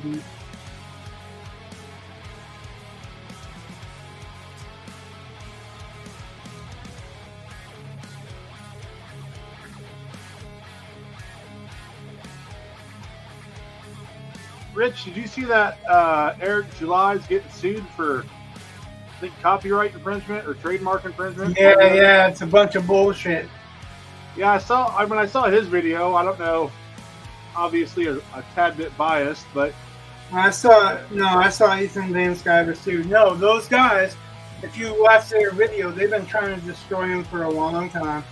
And he's got a lot of people out there that are just trying to fucking keep him down. And all he's trying to do is make comic books that are fun and keep their promise and don't change to fit whatever political state that the world's going to this week or whatever. yeah. So he's not, and this, I mean, those guys are fucking bastards, really, because what they attacked was he's doing a charity where he doesn't have to, but he's giving a certain number of books. Like, you can donate books to to kids that can't afford to get comic books and stuff like that. Right. So if you buy it and donate it to him, he gives them the money too. You know what I mean? It's like he gave them a whole lot of money and dedicated these books to them. Make sure that they're getting something for all these kids that are underprivileged. And this guy's all like, well, I didn't want to say anything because I didn't want to fuck up the charity, but fuck it. What? Well, that whole... So fuck the kids because I want to be an asshole. And that's literally what he was saying. Like, I don't need a reason to be an asshole, but this just gives me a good reason to be an asshole. Yeah. But the idea that anyone realistically would confuse the International School of Music with ISOM, the comic book. International School of Music. It's the International something of ministry. Oh, whatever. And it's all about online ministry. But here's the thing that nobody is saying, and I actually sent it to him in a message. There's an ISOM Kentucky. ISOM is the principal, the main scholarly principal for one of the biggest business schools because it's an acronym. It's an acronym for a few other things. ISOM actually is the name of one of Noah from the Bible's descendants. So how are you going to say, no, you can't use that name? He's not using it as a ministry. Right. He's not using it in the same regards. You can't say, oh, and there's a whole bunch of people whose last name is ISOM. So what are you going to do? Tell them they can't use their last name? Well, that's just like, I mean, when I saw that, I kind of laughed because my wife went to IBC, the International Business College. And I don't think they make root beer. I'm saying, you go to a restaurant, you see IBC root beer all the time, and it's like, no, not the same thing. Nobody's going to be confused. And that's the thing, is that they wrote a letter to, well, you watched the video. They wrote a letter to the International whatever ministry. Right. And started off trying to be all nicey and looking nicey and then saying, well, I'm sure glad you gave them your trademark or use of your trademark. All he has to do is say ISOM is his name. ISOM is his name. It's not a ministry. It's not an acronym for anything either. What's that? It's not an acronym. Right. I mean, if it's an acronym of their name, but you're not using their name, you're just using... Yeah, it's not an acronym in the comic. Right. Like I've read the comic. It's just a superhero name, but he's got a cross on his belt, which is why they're talking about the ministry bullshit. But if he's a descendant of the descendant of Noah, it's got a biblical connection outside of that biblical connection. And Eric July didn't know that was even a thing, I'm sure. So he's surprised by it because these guys went and did a search and found that. Yeah. It's just crap.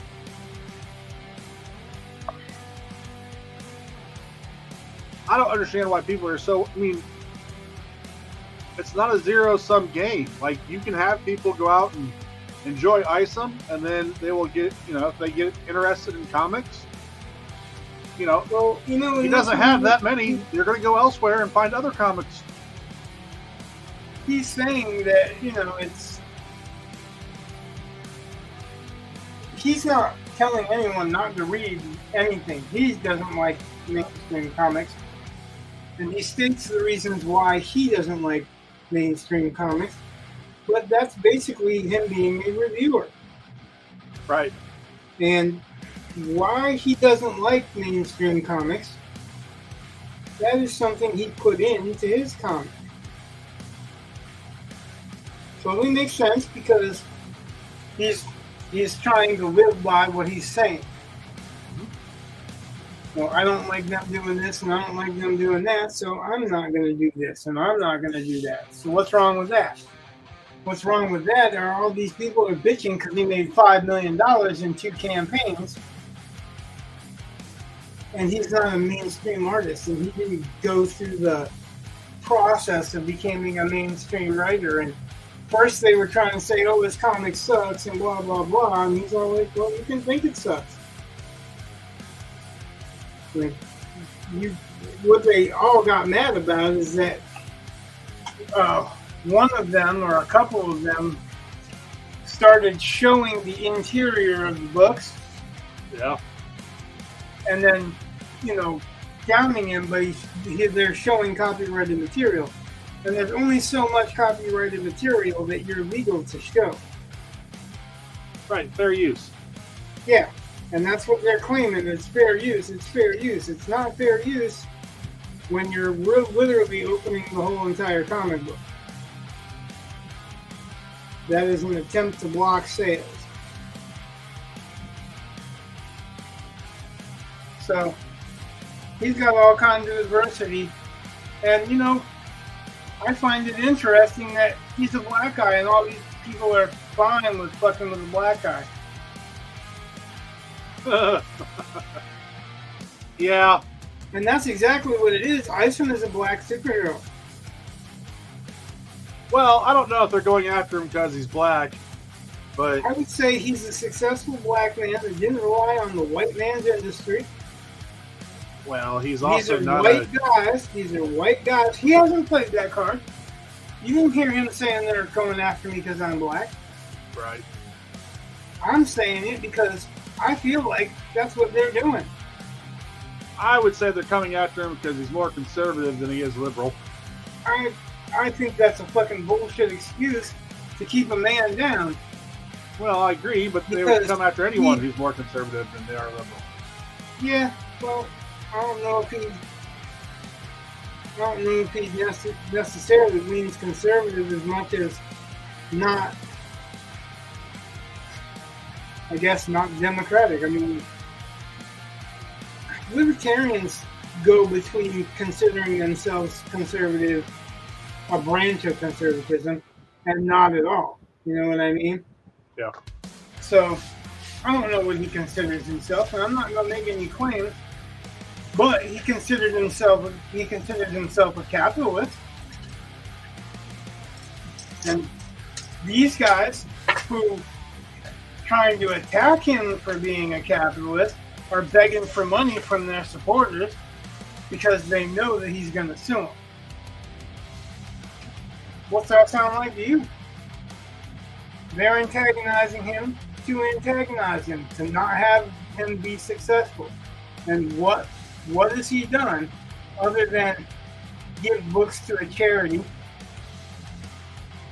He's espoused his dislike for identity politics and a lot of the Marxist drivel that the left likes to push. Yeah. He's been more of a conservative than liberal. If it's a racist thing, I don't know. I haven't seen necessarily anything that says it's race-based. I'm simply saying I would argue it's card. Well, I mean, I know he's not gonna, because he's not that guy. But they deserve it. They earn that bullshit, and they're picking on a black man for being successful. Period. Well, yeah, I think other people should be playing that card. I mean, if they're going to use it, they'll level it against conservatives. That's like the first thing they say. Right. You don't agree with them, you're obviously a racist. Yeah. Or if you don't vote for them, you're not black. So. Right. Yeah. I would love to watch somebody just call them out like that, but I don't know. I saw it, was interested. I was like, man, someone being successful and selling a successful book shouldn't be something that we try to squash. because I don't think he's taking sales away from anyone. If anything else, he's probably helping prop up the industry. Well, he's definitely not on the side of mainstream comics. Yeah, but he's not on the side of them because they went all liberal. He doesn't think that what they're doing is right. He thinks that they are destroying the industry, and he's made many videos of it.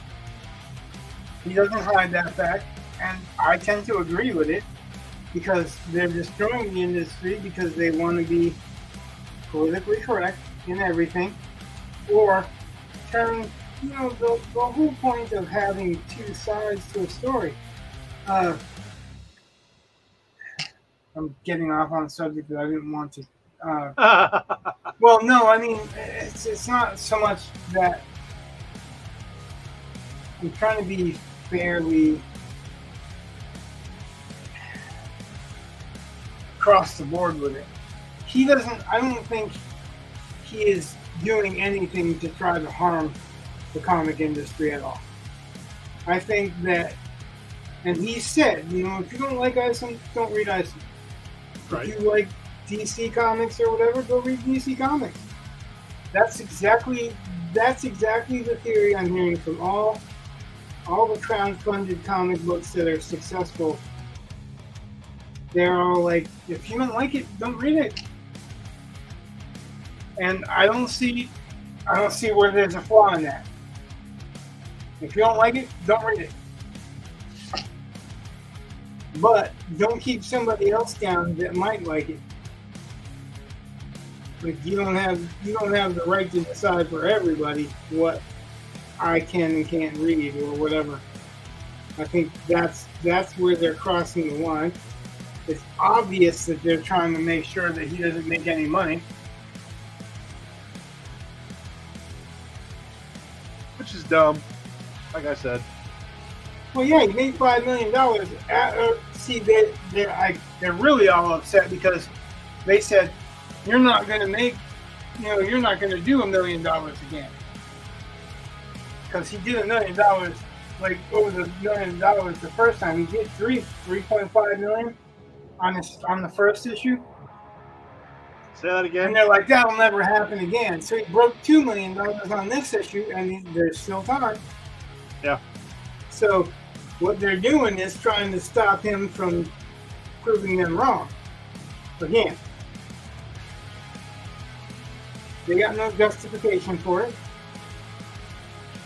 And I just think that, because think of it this way: if Eric July has a product that works well and sells all, so he's making plenty of money, then that tells people who might want to invest in other projects that these can be successful.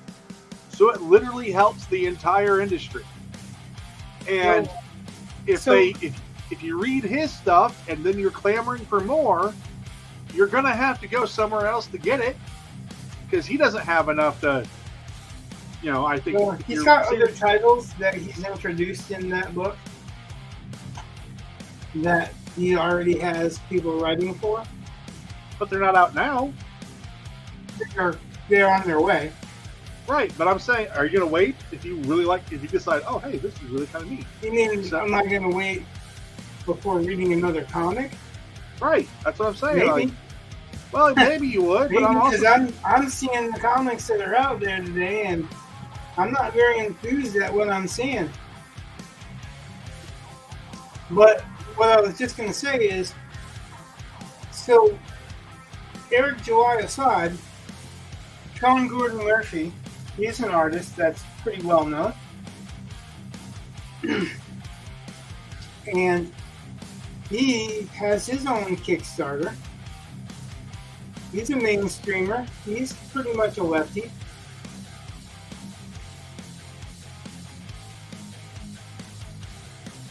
So, what are you going to say? Like, you can't do Kickstarters? That just doesn't make a whole lot of sense. Right. I don't agree. Again, I just think... No, I'm not saying you when I say that. Right. I'm not specifically trying to single you out. I just don't understand why they think this is such a bad... I don't see it as stealing sales. You know, Because it's if not. yeah, well, exactly, and If there were sales, people buy comics because they're fans of the comics, not because they're told to or because they have to or because there's no other choice. Comic sales have dipped because there's nothing that anybody wants to read anymore. All these people are coming out of the woodwork, or all these women that are women's livers and women that are gay, or women that are people of color that are sex workers or whatever, and they're trying to preach that message in comics, and who really wants to hear that shit? I mean, like, yeah, you can make up a superhero, make that superhero a feminist. That's fine. Got no problem with that. Don't blast it on every fucking issue of every fucking comic book in the mainstream. Create a gay superhero. There is a gay superhero. There's a couple of them. I'm a little worried about that. Don't make Batman's son gay just because you need a member of the Bat family to be gay. Or Superman or Superboy to be gay or whatever, but that's one of the things. It's the same thing, you know. Yeah, I just so that new Ahsoka show on Disney Plus, you know, it's following a female protagonist, and it's very female heavy, but you know, I mean, it's coming from Disney, although it's Lucasfilm, not Marvel, so there's some separation there, but whatever. And well, it's not Marvel, but it's Disney. Right. I'm just saying there's some, but there's also overlap. But Disney's running the show, and right, but it would be a mistake to think that it's Marvel, because Marvel is owned by Disney too, and Disney's running that show too. But just stating facts. I mean, like, as long as we're going to say it, we're going to say it all, right? I don't think that so far the first 2 episodes dropped, and yeah, it's a female heavy show, but it doesn't feel like it's pushing the whole women girl power mentality. Like, it's just, this is Ahsoka, which you've already seen from other stuff, and these other characters from these shows. It's live action. Go for it. And I don't know. I mean, I don't care if they have no problem with strong female lead characters. That's not what I'm saying. You know what I mean? Right. And like, but they're not making it a big. The strong female character doesn't have to be. Matter of fact, it's not supposed to be physically strong female character. Well, it's supposed to be a well-drawn character. Right. And so far, I haven't seen the marketing be, look at this, girls, yeah, the Force is female crap, which I've seen other places, but they haven't seemed to be pushing it for this show. Well, they don't need to push it for that show. They've already pushed it on everything else. Well, it's kind of nice that, and you know that everything's going to be female-oriented at the moment, because who's running the show? Well, I see the concern. I recognize the concern. No, I don't care. Like, I don't care. I keep saying, I don't care if there's a woman lead. That's more power to them. As long as it's not a woman lead, just to show all men are bad guys and weak. Right. And I don't think Ahsoka's doing that yet. Has Ahsoka introduced any male characters that are not evil? Well, yeah, seeing how they're trying to introduce them. No, but that's because so far there's only been like one new male character. The rest, like Ezra Bridgers, is like is they're looking for. Huh? Is the one new male character a bad guy? Yeah, but again, the main. Okay. But there are male characters, and they're competent. They're able to do things, like they're just leaders. Not it's just so I don't see it as. I mean, God, like Secret Invasion was so bad about all the men are just basically terrible or incompetent. It was just Yeah, so that's all wrong. they've been putting out. So, like, I haven't seen anything different. I haven't watched Ahsoka. You know, that's why I'm asking questions about it, because I don't know if I want to after watching Obi-Wan, after watching uh,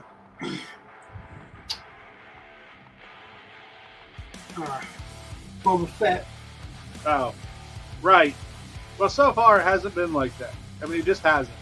First 2 episodes. Well, it can't be like that because the main character is not a guy being subverted by the other cast. I'm just saying. It'd have to be a guy to have that the same. You know Well, what I mean? but they have the male antagonist. That's about as close as I can. I mean, I don't know. Right, that guy. Yeah, he's a bad guy, but That would there's be a female bad guy. Actually, there are 2 female bad gals, and okay. he Who's in seems to charge? be. Huh? Who's in charge? The guy or the girl? Well, that's a really good question, because at some point, the guy. I mean, there's like, I don't know what they are. They're not Sith, but they're not Jedi. He used to be a Jedi, though. So he's got his apprentice. basically a Sith, right? Lightsabers are Jedi? orange. Lightsabers are orange. That's all I can tell you. So lightsabers are orange, and the apprentice had the little hair thingy that the Jedi apprentices had, the Padawans. Padawans. Yeah. Well, like my son, I should call Logan and ask him because he'll know. He's up on all that stuff. And, like, I'm sorry. Star Wars killed it. Like, I went to the theater to watch the fucking prequels. Was disappointed. There was, like, out of all 3 films, I could have put them together and made one decent film until at the end, because the motivation for Darth Vader wasn't believable for me at all. I can't believe that he left the Jedi and did all that shit because he loved her, and then decides to kill her because she comes out, sneaks on a ship to find him. You know, it's just meh. And that was already bad enough. And then the sequels were so bad. Nobody was competent. Nobody was fucking competent. Pope Daemon, they're supposed to be introducing this character that is a different race, which is really a different ethnicity, and that's going to be a hero, one of the heroes. Obviously a lesser hero, but one of the heroes. And then in the second movie, he doesn't know enough to not fly close to a bomber, close enough to a bomber to be catastrophic, for a catastrophic failure to bring him out of the sky. Hey, Rich. You know? Hey, I hate to interrupt, man, but I got to take off, man. I got to jump in the shower, get some stuff done before I go to bed. Don't jump, you'll slip. Yeah. I'm pretty nimble for a big guy. See ya. But, Have a good night. It was good hanging out with you guys. I'll see you next time.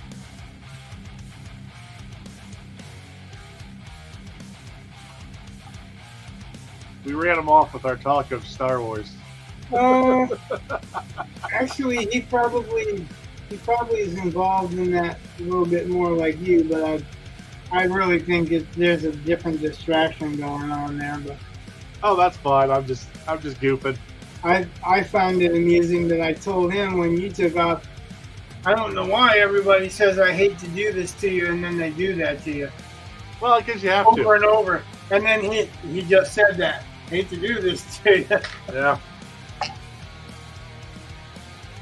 Well, last time I was on, so my wife, everyone in the house had gotten sick, and my wife was just, she Oh tends yeah, I to get. know. You were earlier in this episode. Well, You were saying, "I hate I to had do to this go. to you, but I'll be right back." And I don't care. Like if you Oh, I need to know. do what you need to do, but I was commenting on. I don't know why everybody says I hate to do this to you and then do No. that. You know. Well, And it was just an irony. You know what I'm saying? And, yeah, I get it. And I told you what happened in the last He one. kind of chuckled at it, and then that's what he just did. So Yeah. that's kind of what I was getting at. Not real criticism, just Yeah, I kind know. of being a little Just- silly. An observation. Which makes me think of. You ever seen Dazed and Confused? I watched that movie once. I wasn't really excited about it. I know a lot of people love it, but I don't know. My wife really liked it, and so she would watch it all the freaking time. Which meant I ended up watching it more than once, and then it grew on me.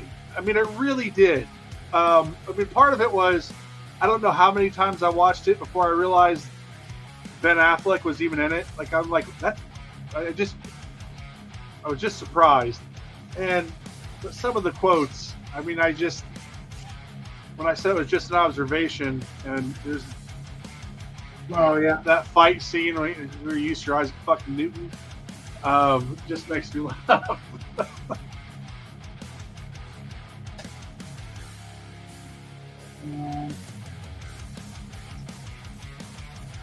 I can quote some movies, but I can't quote them all.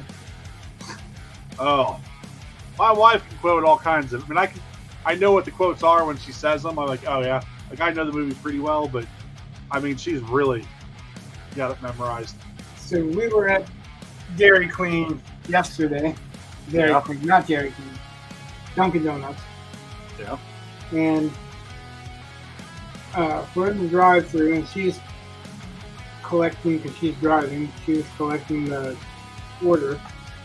And this guy walks in front of us, and he's going on, he's with this group that's called Trekkers, where I don't know if it's a multi-state group or whatever, but it's like it's a bunch of kids that get to go camping and learn different stuff like that. Like not Boy Scouts because it's intermingled or whatever,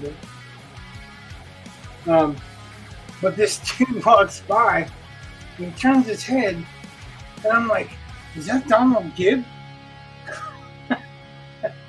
and she's like, I don't know. I'm like, do you know who Donald Gibb is? So I had to explain that's Ogre from Revenge of the Nerds. Yeah. He was in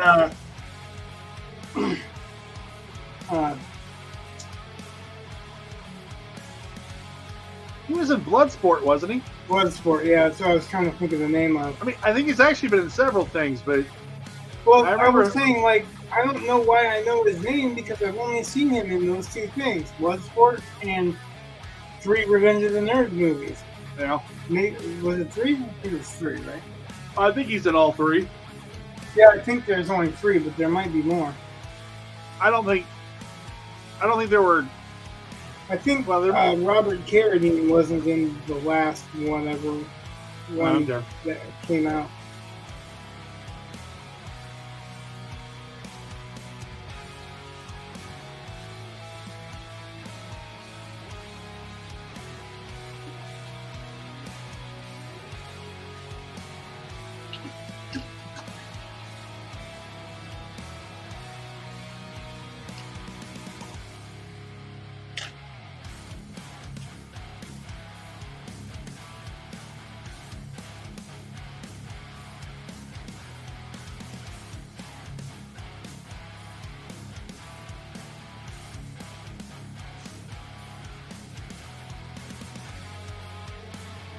And then there was I'm sure he was in more stuff. That's the only 2 things I've ever seen him in, and I'm like, I don't know why I remember that actor's name because I've only seen him in 2 things. But I don't know. You left an impression? I mean, I suppose I could. Hold on, I don't know why I'm bothering to wonder. I just know I've seen him in lots of stuff. That's all. But,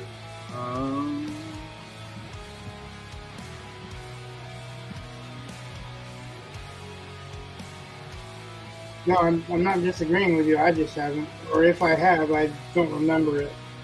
It wasn't memorable. It wasn't like he was Ogre or whatever the hell his name was in Bloodsport. Even in Bloodsport, watching him in Bloodsport, I was like, hey, that's Ogre. yeah. I'm the same way whenever the guy that played, what's his name, Belch, I think? Richard Belcher? Oh, wait a minute.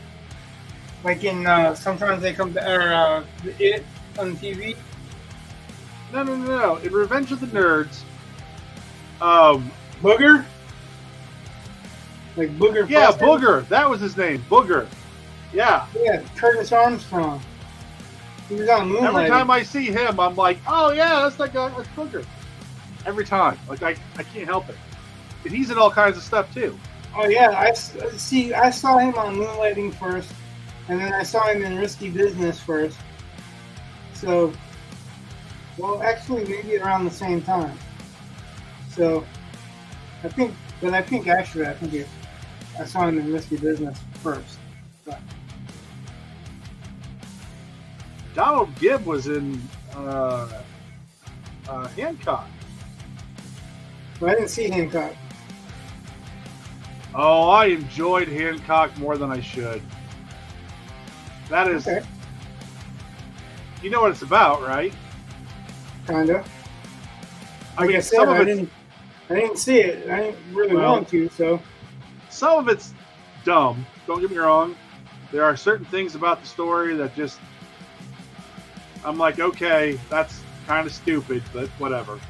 But ultimately, just the idea of a superhero who gets drunk and doesn't care. I mean, he does it, but he never really thinks about it, and he has to learn. He has to learn to be kind of thoughtful of others. I don't know. That to me, just compared to a lot of other superheroes, it was kind of refreshing. Like, they arrest him, he's like, "What are you talking about?" Like, it's basically that's just basically the comedian from The Watchers. The Watchers. Oh, I don't know. I enjoyed it. The Watchmen. Yeah, kinda. But it's just the comedian fucking raped one of the other super heroines, and he's not that bad, for one thing. Well, but what I'm saying is the Watchmen, none of them were really good. I know. The closest were Rorschach and Dr. Manhattan, who left Earth. Yeah, but that would be like, I mean, yeah, Hancock's, he's comparable to Superman in the film. Like, he can fly, and but it's, he just doesn't care about anyone or anything. I mean, he does, but he does, I don't know. You'd have to watch it. Plus, Justin Bateman's in it, and I tend to like his stuff, and I find it interesting. No, you can enjoy anything that you want to enjoy. You don't have to ever justify it. You know what I mean? Yeah. And for me, I make these connections because I've seen and read a lot of other stuff. It's just fun having, like, Justin Bateman's character has to teach Hancock how to basically be a civilized human being, because there's really no reason why Hancock needs to be civilized. Like, he doesn't have to get along with anyone, because what are you going to do? You can't kill him, so you can't really imprison him. Like, he can do whatever the hell he wants. Yeah, that's the whole thing with the Watchmen. Who watches the Watchmen? Right, but on the other hand, he does try to save people. In fact, that's kind of what happens to Justin Bateman's character. He saves them poorly, but saves them, and so they kind of start working together. But it's just, I don't know, just watching that character arc and watch someone having to go through civility lessons, basically. It's, I think, a very interesting take on the superhero genre. Have you watched Resident Alien? Resident Alien? No, I have not. What? What? Get the fuck out of here. What streaming service is that on? Streaming service? I don't know. I think we watched it on Hulu, but I don't know if the new season's out on Hulu. I don't even remember what it is. I want to say Fox, but who knows? It's so fucking funny, dude. And I'm not one that, you know me very well. I'm not a huge comedy guy. Right. So, like, when I say that's fucking funny, it's fucking funny. Every opening has a little, how, like, The Simpsons have every time they open, there's something written different on the chalkboard and stuff like that. Well, this kind of has that going on with, like, it looks like it's like a car manual or a how-to manual for something, but it's like for an alien. So you watch it on Hulu? We watched it on Hulu. Okay.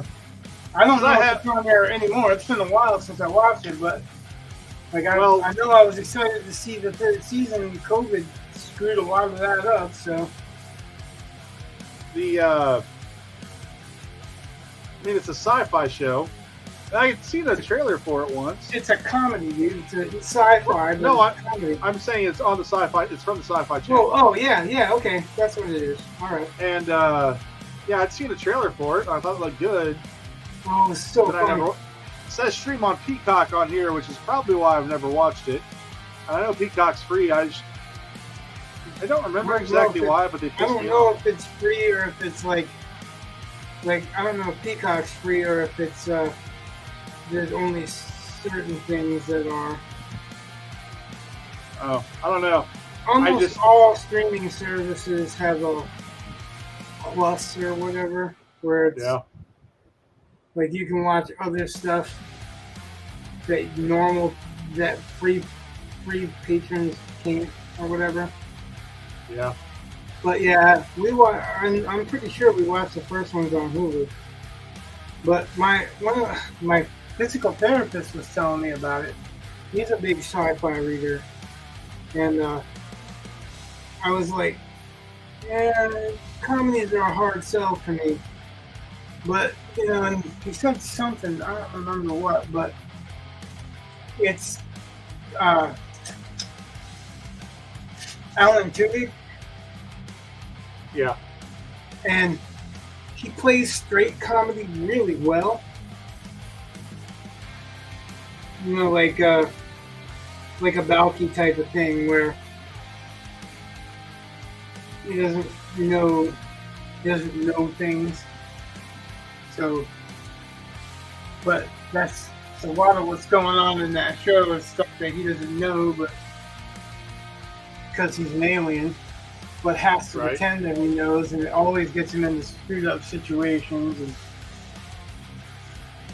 I've noticed that almost all of the shows that have cast members from Firefly have guest appearances from other cast members in Firefly.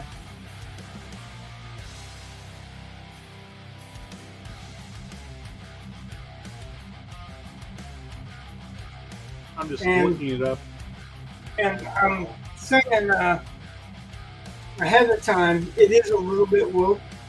If you watch for it, you'll see it. But it's such a funny fucking show that it's almost making fun of the wokeness, you know what I mean? Yeah. It isn't, but it's almost like that.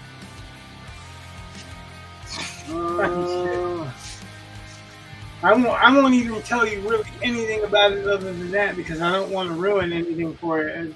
It's one of the very few TV shows that makes me chuckle every single episode. So.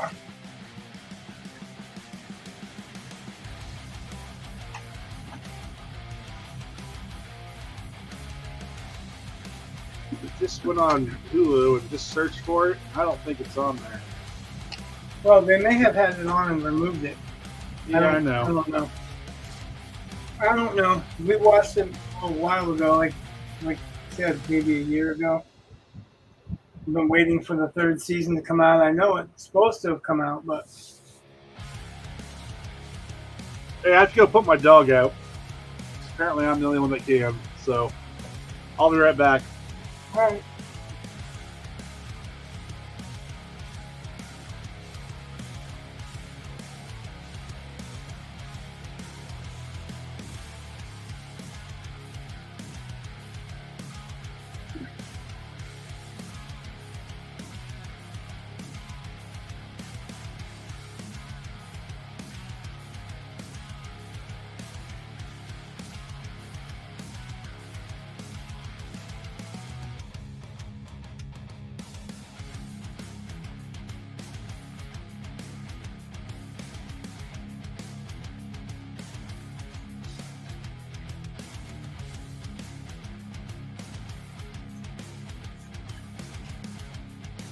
Anybody there?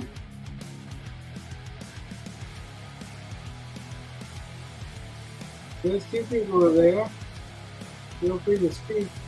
Let us know who you are. What you're into.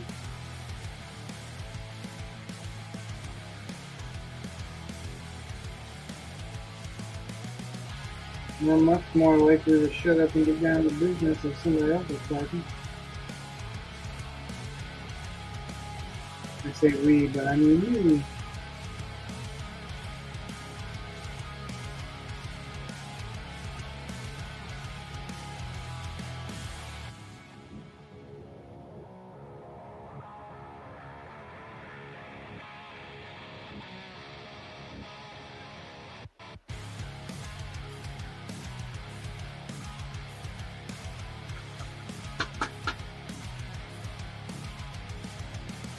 I'm back.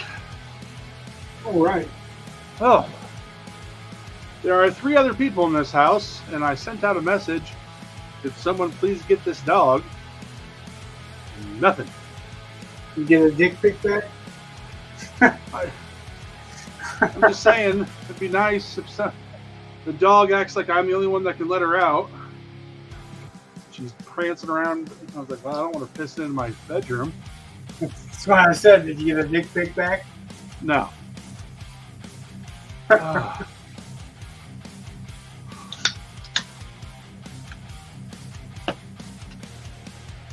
Yeah, Thaddeus tends to be, of my 2 boys, he's the one that just cracks me up generally more often than the other. Occasionally his breath, which is even funnier, kind of ironic, because of my 2 sons, Thaddeus and Wit, the one that's wittier is Thaddeus. Oh, the irony.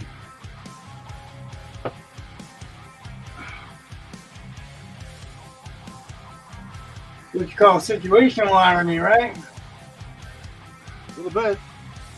Although, let me tell you, Wit sometimes gets them in there where it's just like damn.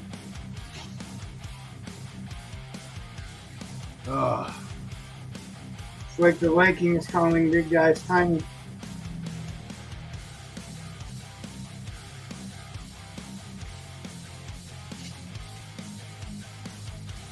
Or naming your cat dog. Or dog cat. Kitty.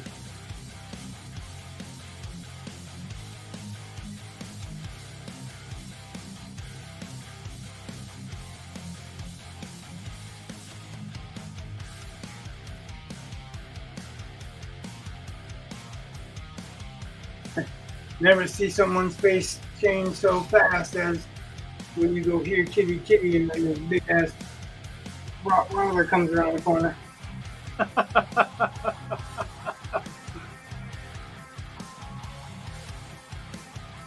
My uncle used to have this dog named Nibbles. I don't know what kind of dog it was. It was just this little tiny thing. And one day we ordered Those are pizza the or ones that something. were always sure they're tough. Well, we ordered pizza, and I remember my uncle had, like, the front door was open. It was just the screen door. And so the guy knocks, and Nibbles starts, barking. And we're like, down, Vicious, down! Which, the tiny dog can't sound like it's that big, but we just, hold on to Vicious. And the pizza guy just got terrified. Thought we had some kind of big ass dog. And that was like the dumbest dog I've. If you put a book in front of this dog, or a box or something, it was lost. Just had no idea. You could completely just put any kind of small barrier in front of it and wherever it needs to go, and it can't get around it. Can't figure to go over it. Just very single level thinking. I know a few people like that. Yeah. Well, then, have you ever seen Shaun of the Dead? Oh yeah. So, you know how they argue about, can dogs look up? And that's, oh my God, that was Nibbles to the T, because that dog couldn't look up. And yeah, just, it made Shaun of the Dead that much better for me. Right?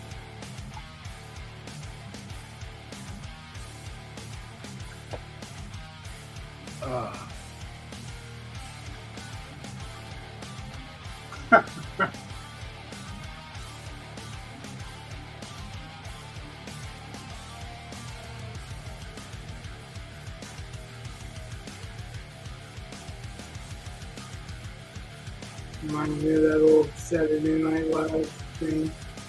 You know what I love? The look on the kid's face when he takes a bite out of a candy coated jalapeno. I screwed that up. It was habanero, but still, it's the same idea. Yeah, I got it.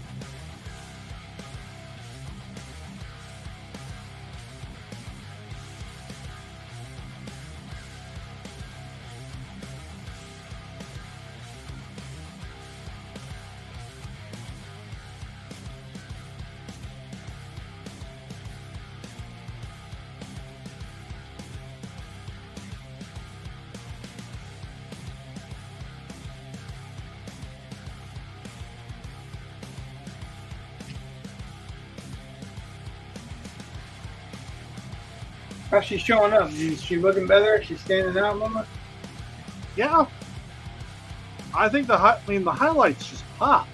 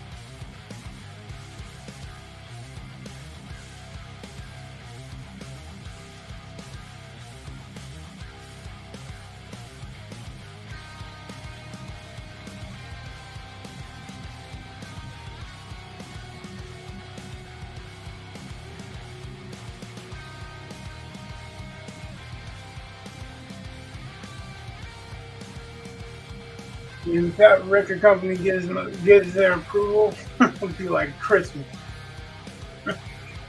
Yeah.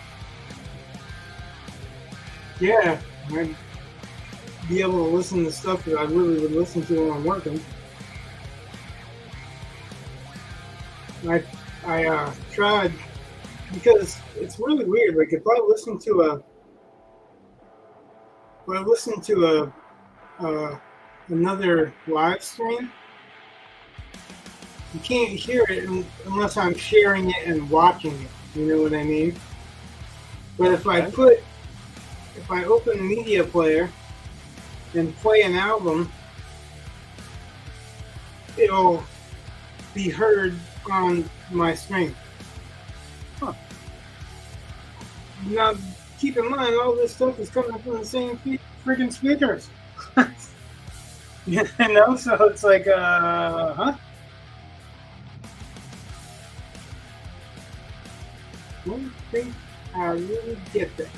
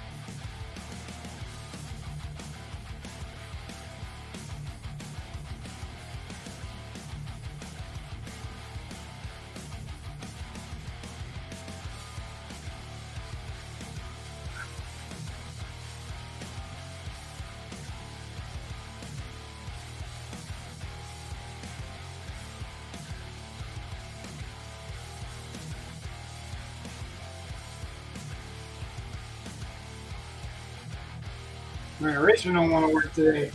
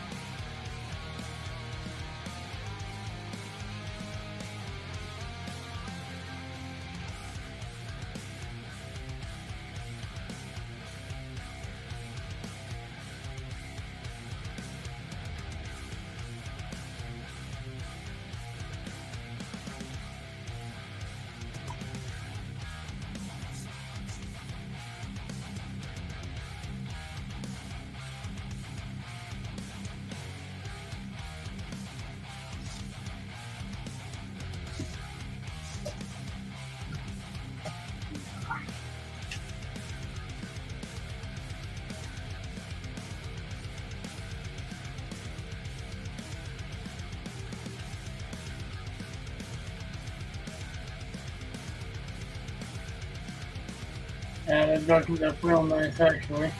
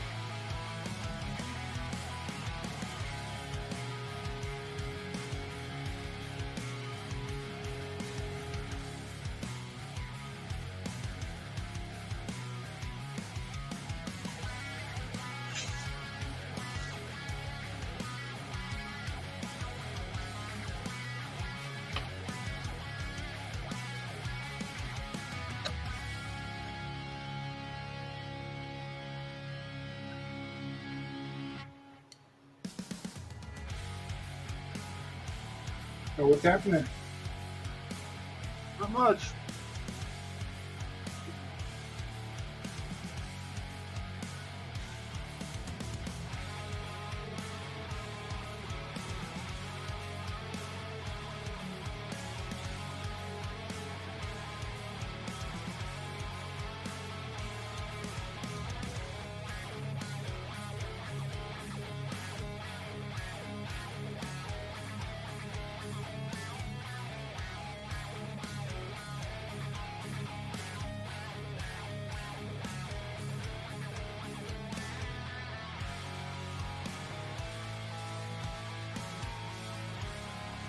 How's the writing coming?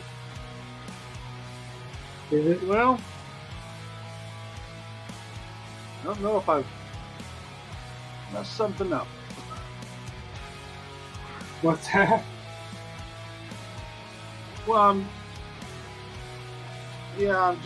not sure if I haven't.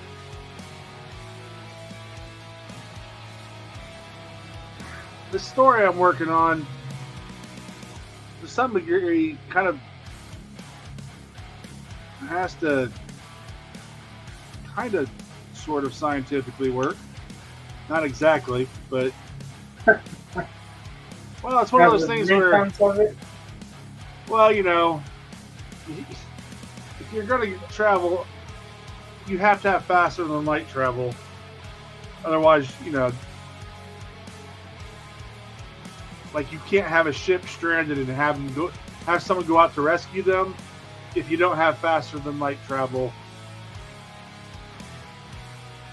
Like, yeah. Well, I mean, whatever. Maybe I don't know what I'm talking about, but I feel like they need faster than light travel because I need that to break down so that they can be stranded somewhere, and someone has to come get them, I guess. But then I'm like, how much faster than light travel do you do? And how, you know, because I kind of want a long delay between rescue and I wanted a stranded vessel. I don't know. Does that make sense? Sure. Like, no, it does not. What are the repercussions? I'm just, I don't know how fast. No, I don't know. Like, the only time I ever heard of repercussions for faster than light travel is like with Ender's Game, where they age or they outlive people on Earth or whatever. But what are the actual repercussions on the body of faster than light travel? It makes me curious. You know, this is not something I've seen theorized. Oh, I don't know. I just kind of feel like, no, I don't know. Now I asked you a whole bunch of shit you didn't want to think about, right? Well, I mean, this story is already, it's already dealing with teleportation, faster than light. I think that's about as far as well, yeah, that's all I can say. But it's just, yeah, I just, I don't know. It's one of those details as a writer I absolutely feel like I need to know. I'm not exactly sure if the reader would ever need to know it because the story doesn't deal with the repercussions of faster than light travel on the body. So, well, you know what I'm saying? So, like, I guess what I was asking for is because it may not deal with it, but if you figure out what those would be, that might present opportunity. well, Fresh angle.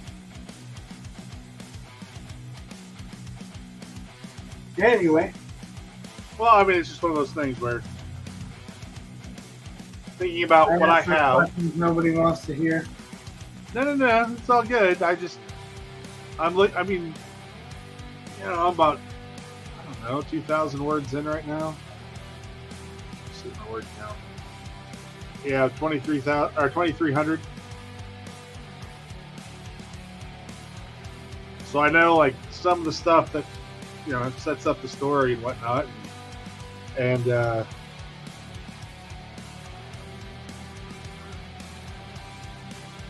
don't know. They've already done faster than light travel. Like they've been willing to do it. So again, I don't want the engine's dead. I don't know. I don't know.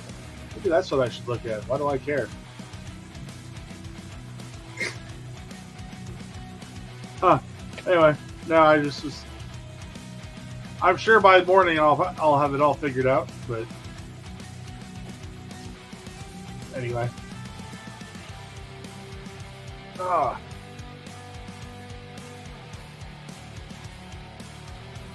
Now I'm being messed up.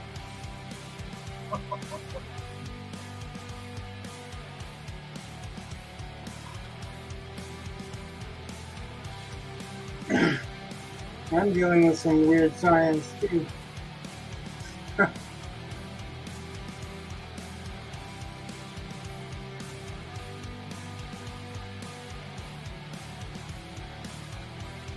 But something that's not of my own creation. Yeah. So I'm kind of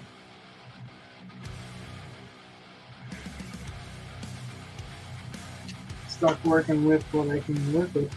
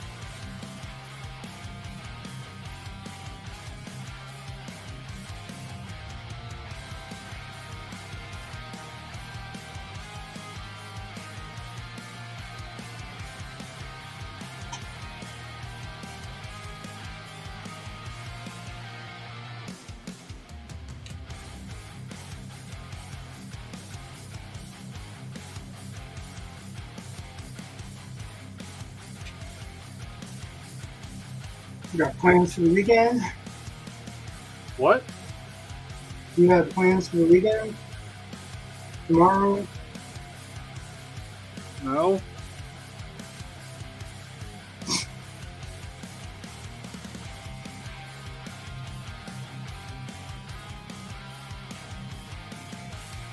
Because I asked.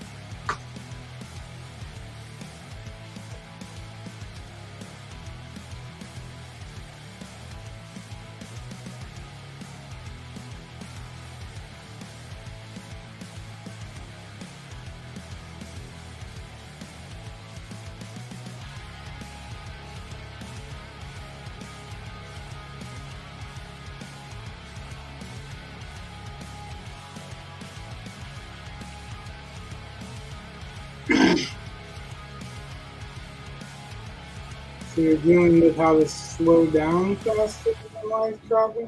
Light travel?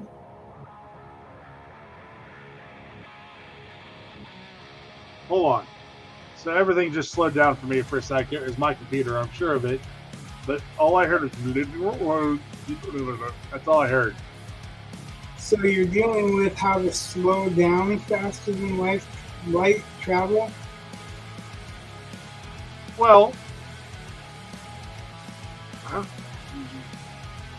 I don't think it's that hard of a sci-fi story, so I haven't thought about it. I mean, Well, you were saying something, I don't know. Maybe I didn't get what you were saying. well, the idea is there's a ship who's faster than light drive, breaks down, and there's. But I keep thinking that there should be kind of anyway, two different. You should be able. God, I can't get a complete thought out. Apparently, my mouth stops working when I start thinking. Anyway, so if I'm talking, I'm not thinking, basically. Right, one or the other. I have that problem too sometimes. Well, however I mean, you know how like in Star Trek, for lack of a better reference point, there are certain, you can get pretty far pretty fast because, different galaxies, solar systems and galaxies and stuff. And, it's like, all right, cool. But sometimes it takes days or weeks or whatever to get to some point. So it's still pretty darn far. And I'm just, that's the kind of issue about how fast is the faster than light. So the distance, they're going to have to, and how do I convey why they're stuck or what?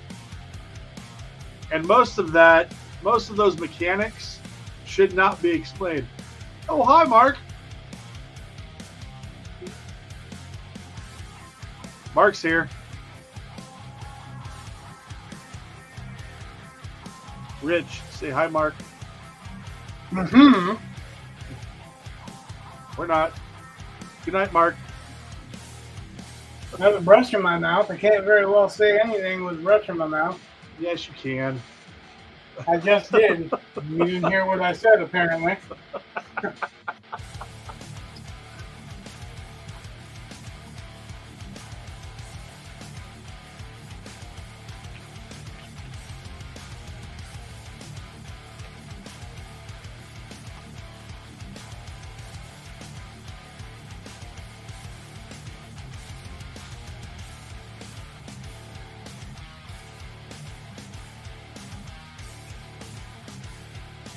Mark said it looks good.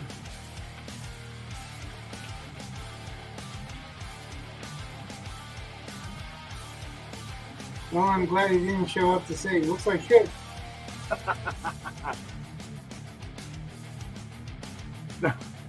Even better. It looks interesting.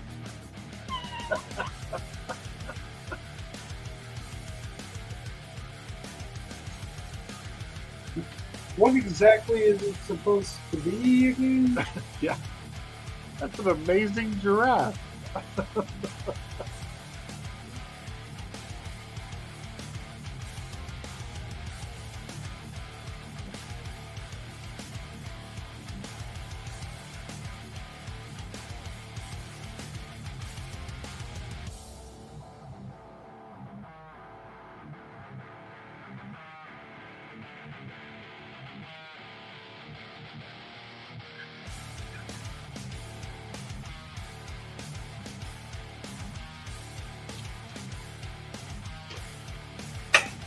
Yep. Okay. That was a fine paintbrush that I can't retrieve. Guess it lives there now. Mark says, anything interesting you're chatting about? No, you have anything Apparently. interesting to add? Because, we could use something. Well, actually, no, he was chatting about writing with faster than light travel. Yeah. You may have more interest in that than I do.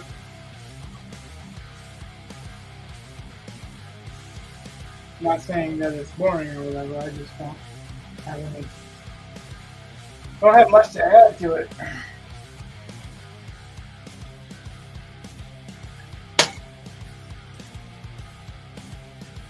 It's one of those things where you gotta, again, I think the writer has to know that, has to have an idea of, if you're breaking scientific principles, you have to do so consistently, and then how far do you break them, and how does that change other things? And your characters aren't. The rule is that you have to know why the rule is to break it, right? Right. So, I mean, as long as you know why the particular rule is a particular rule, you can do whatever you want.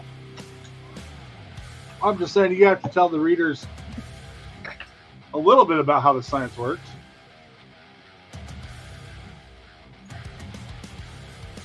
Do you?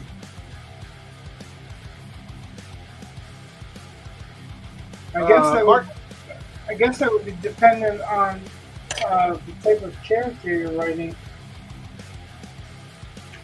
Mark said I wrote some flashes about a space attack that took 30 years because of the distance. Yeah, that'd be a pain in the butt. That just begs the question: why would That'd you? be Why like does a it matter? modern kid playing ColecoVision tennis. Blip. Blip. Blip. Blip.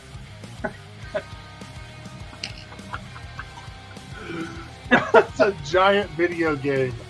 For some, The slowest fucking war ever. yeah, it's a giant celestial being whose technology is that of the 1980s, sort of. Right. More the game. Our technology is Yeah. ColecoVision tennis. Their technology is ColecoVision Super Breakout. Blip, blip, blip, blip, blip, blip. In 8-bit. No, again, for this story at least, the whole thing about faster than light, it's really more just about making a decision so the characters will know.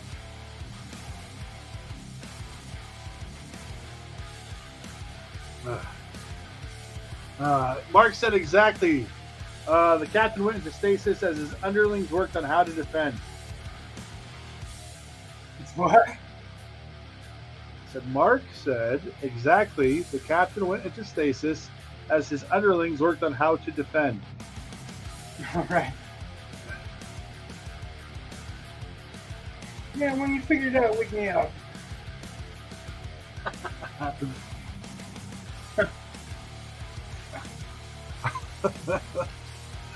I came here to kick ass and take a nap, and apparently we're done kicking ass for a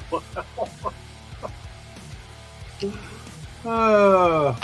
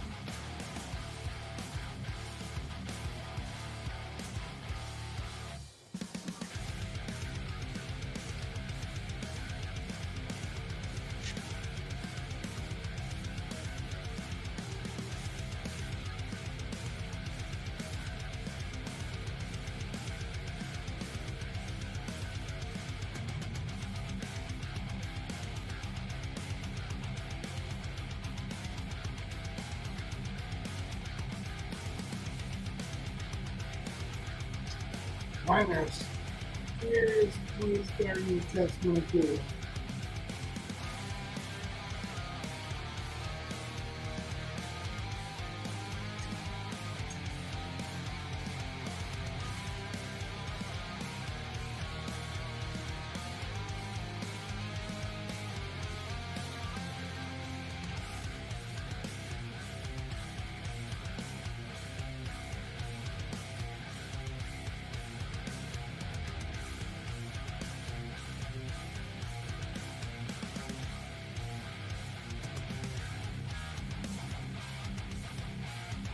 Are you reading much these days? What? Are you reading much these days? I mean, yeah, but most of it's schoolwork. Yeah, that's not what I mean. You know what I mean. Yeah, I know. Although I did read an article about YouTube stuff. We used it for class. I was using it for a lesson on American Dream. The American Dream? Yeah, just kind of pointing out some of the stuff about. The article was about how some people, like some YouTubers, deal with the stress of being the product and the brand and all that, and how that messes with them, and just kind of showing a modern thing the kids can kind of relate to kind of break them into the idea of, but being a YouTube celebrity that makes millions of dollars a year doing what they love, that pretty much. From what I understand, it's not really that way anymore. Like, there was. I know. Boom. There was a boom for a while, but apparently that's not there anymore. I mean, for very few people. Right, but I'm just saying, it's just one of those things where it kind of, I think, encapsulates an idea of that relates back to the American dream. I mean, again, of being able to make a living and have a nice life doing what you want to do, and that'll lead into Gatsby and all the other stuff. But anyway, most of the other stuff, I mean, argumentation and rhetoric, I don't think anyone's interested. Huh? Most of the stuff I've been reading is about argument and rhetoric. So, not the most entertaining subject for a live stream for a painter. But I didn't know if you were reading and get fiction. I'm still reading the James Bond stuff.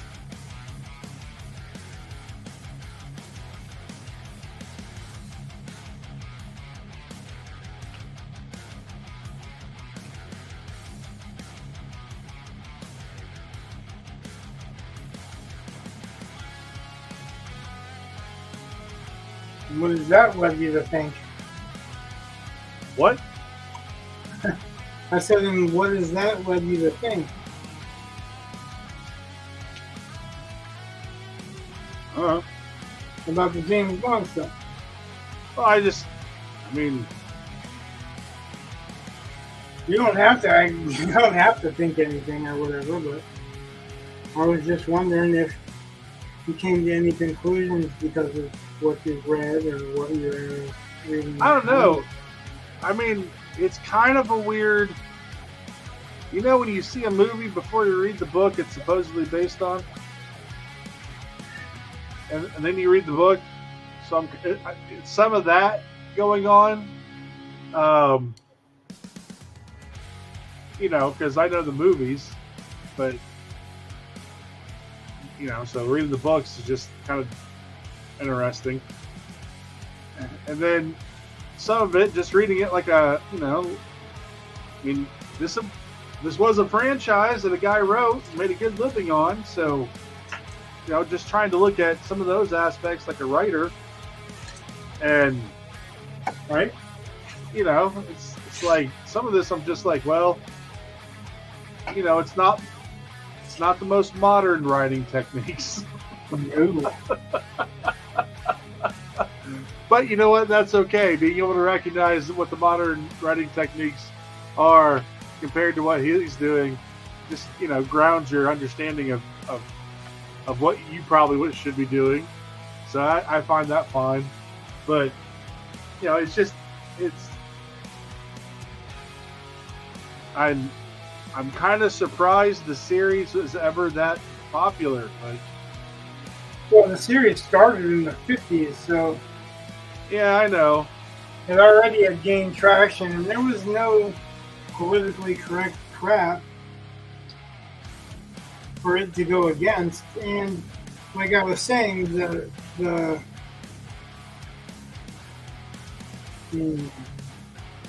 sentiment in there that's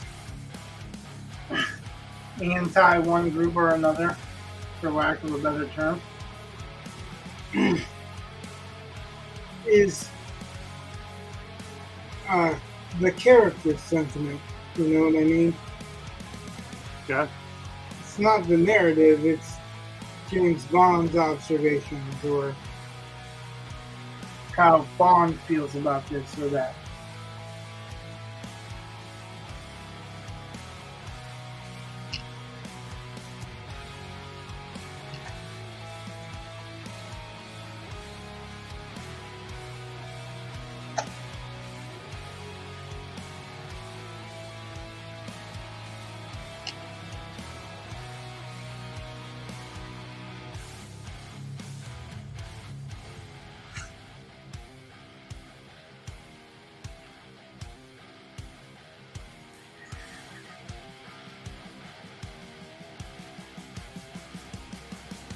Right.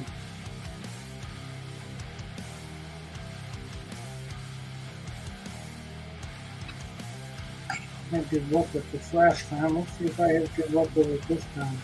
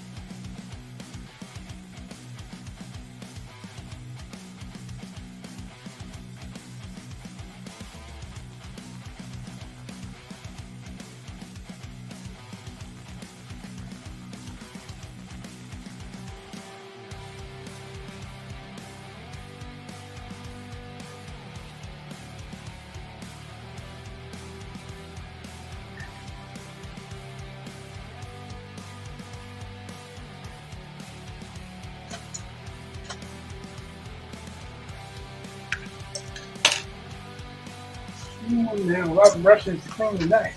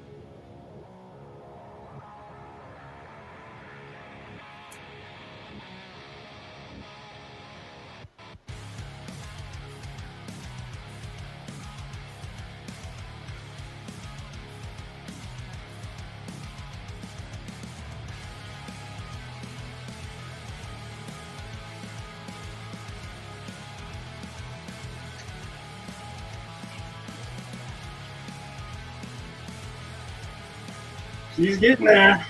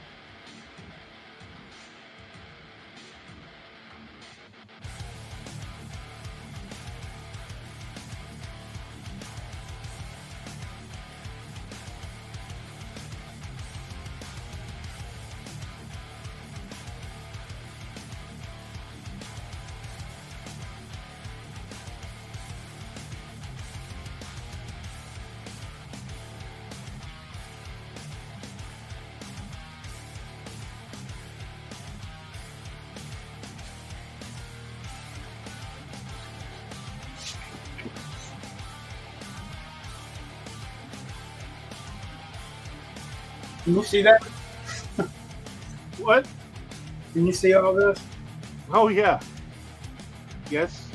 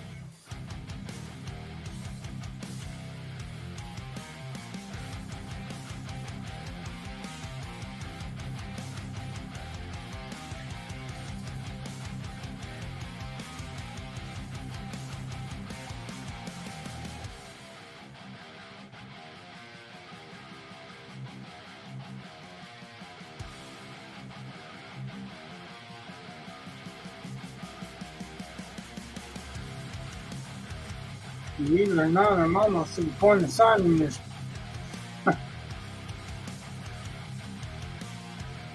Almost.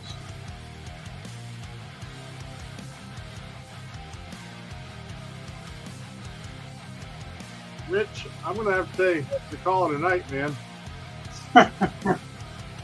It's midnight. You're approaching the 4-hour mark. Well, 3:45. Well, like I said, I'm just about to sign it. I've got to do one smooth edge and well, two smooth edges, but yeah. And then maybe a third. But No, I know exactly what I got to do.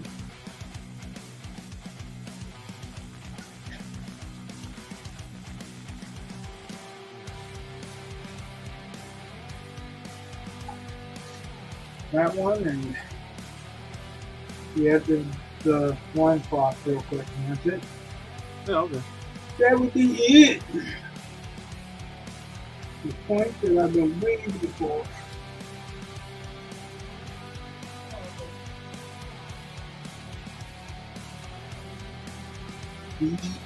And I don't have to sign it on mine or whatever.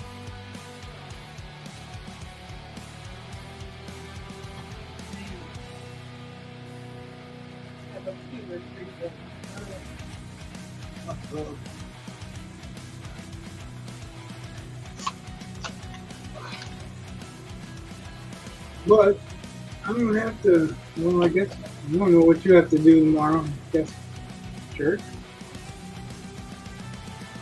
Well, if you're about done, I'll hang around. But Yeah, I'm about done. I'm just doing the last touches because I want to make sure.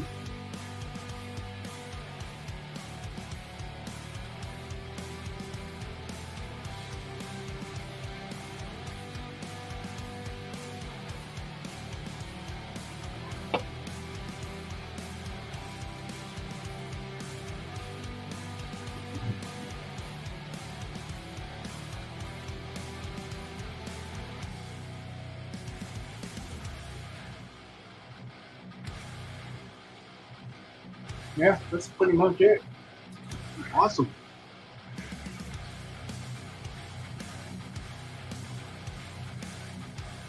Hmm.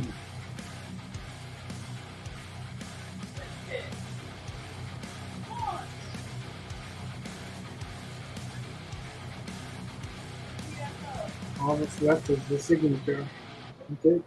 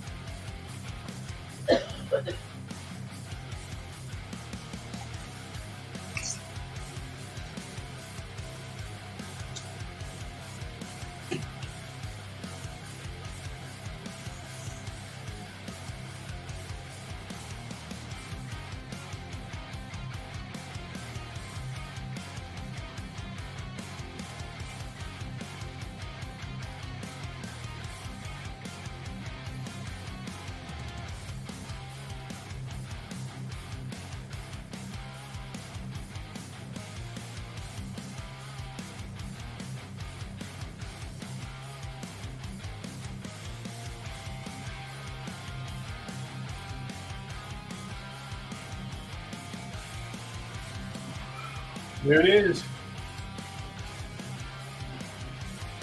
Awesome. Just gonna do a still shot.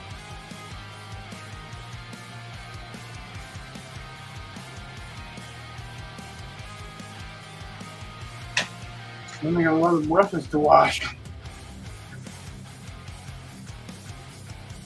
Let's see if I can get this in the picture. Oh, the camera's knocked over. Nobody told me.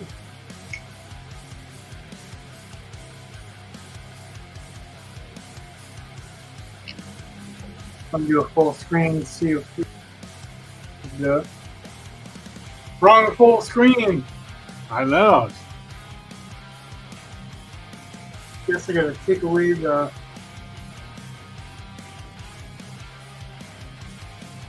show logo.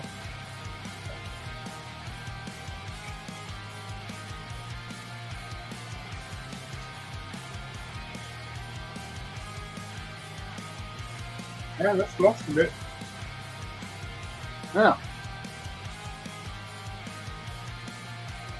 There it is. That and my newly painted desk.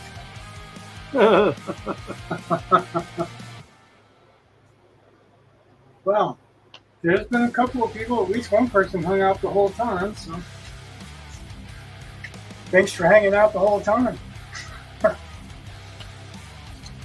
Thanks, Brett, for joining me.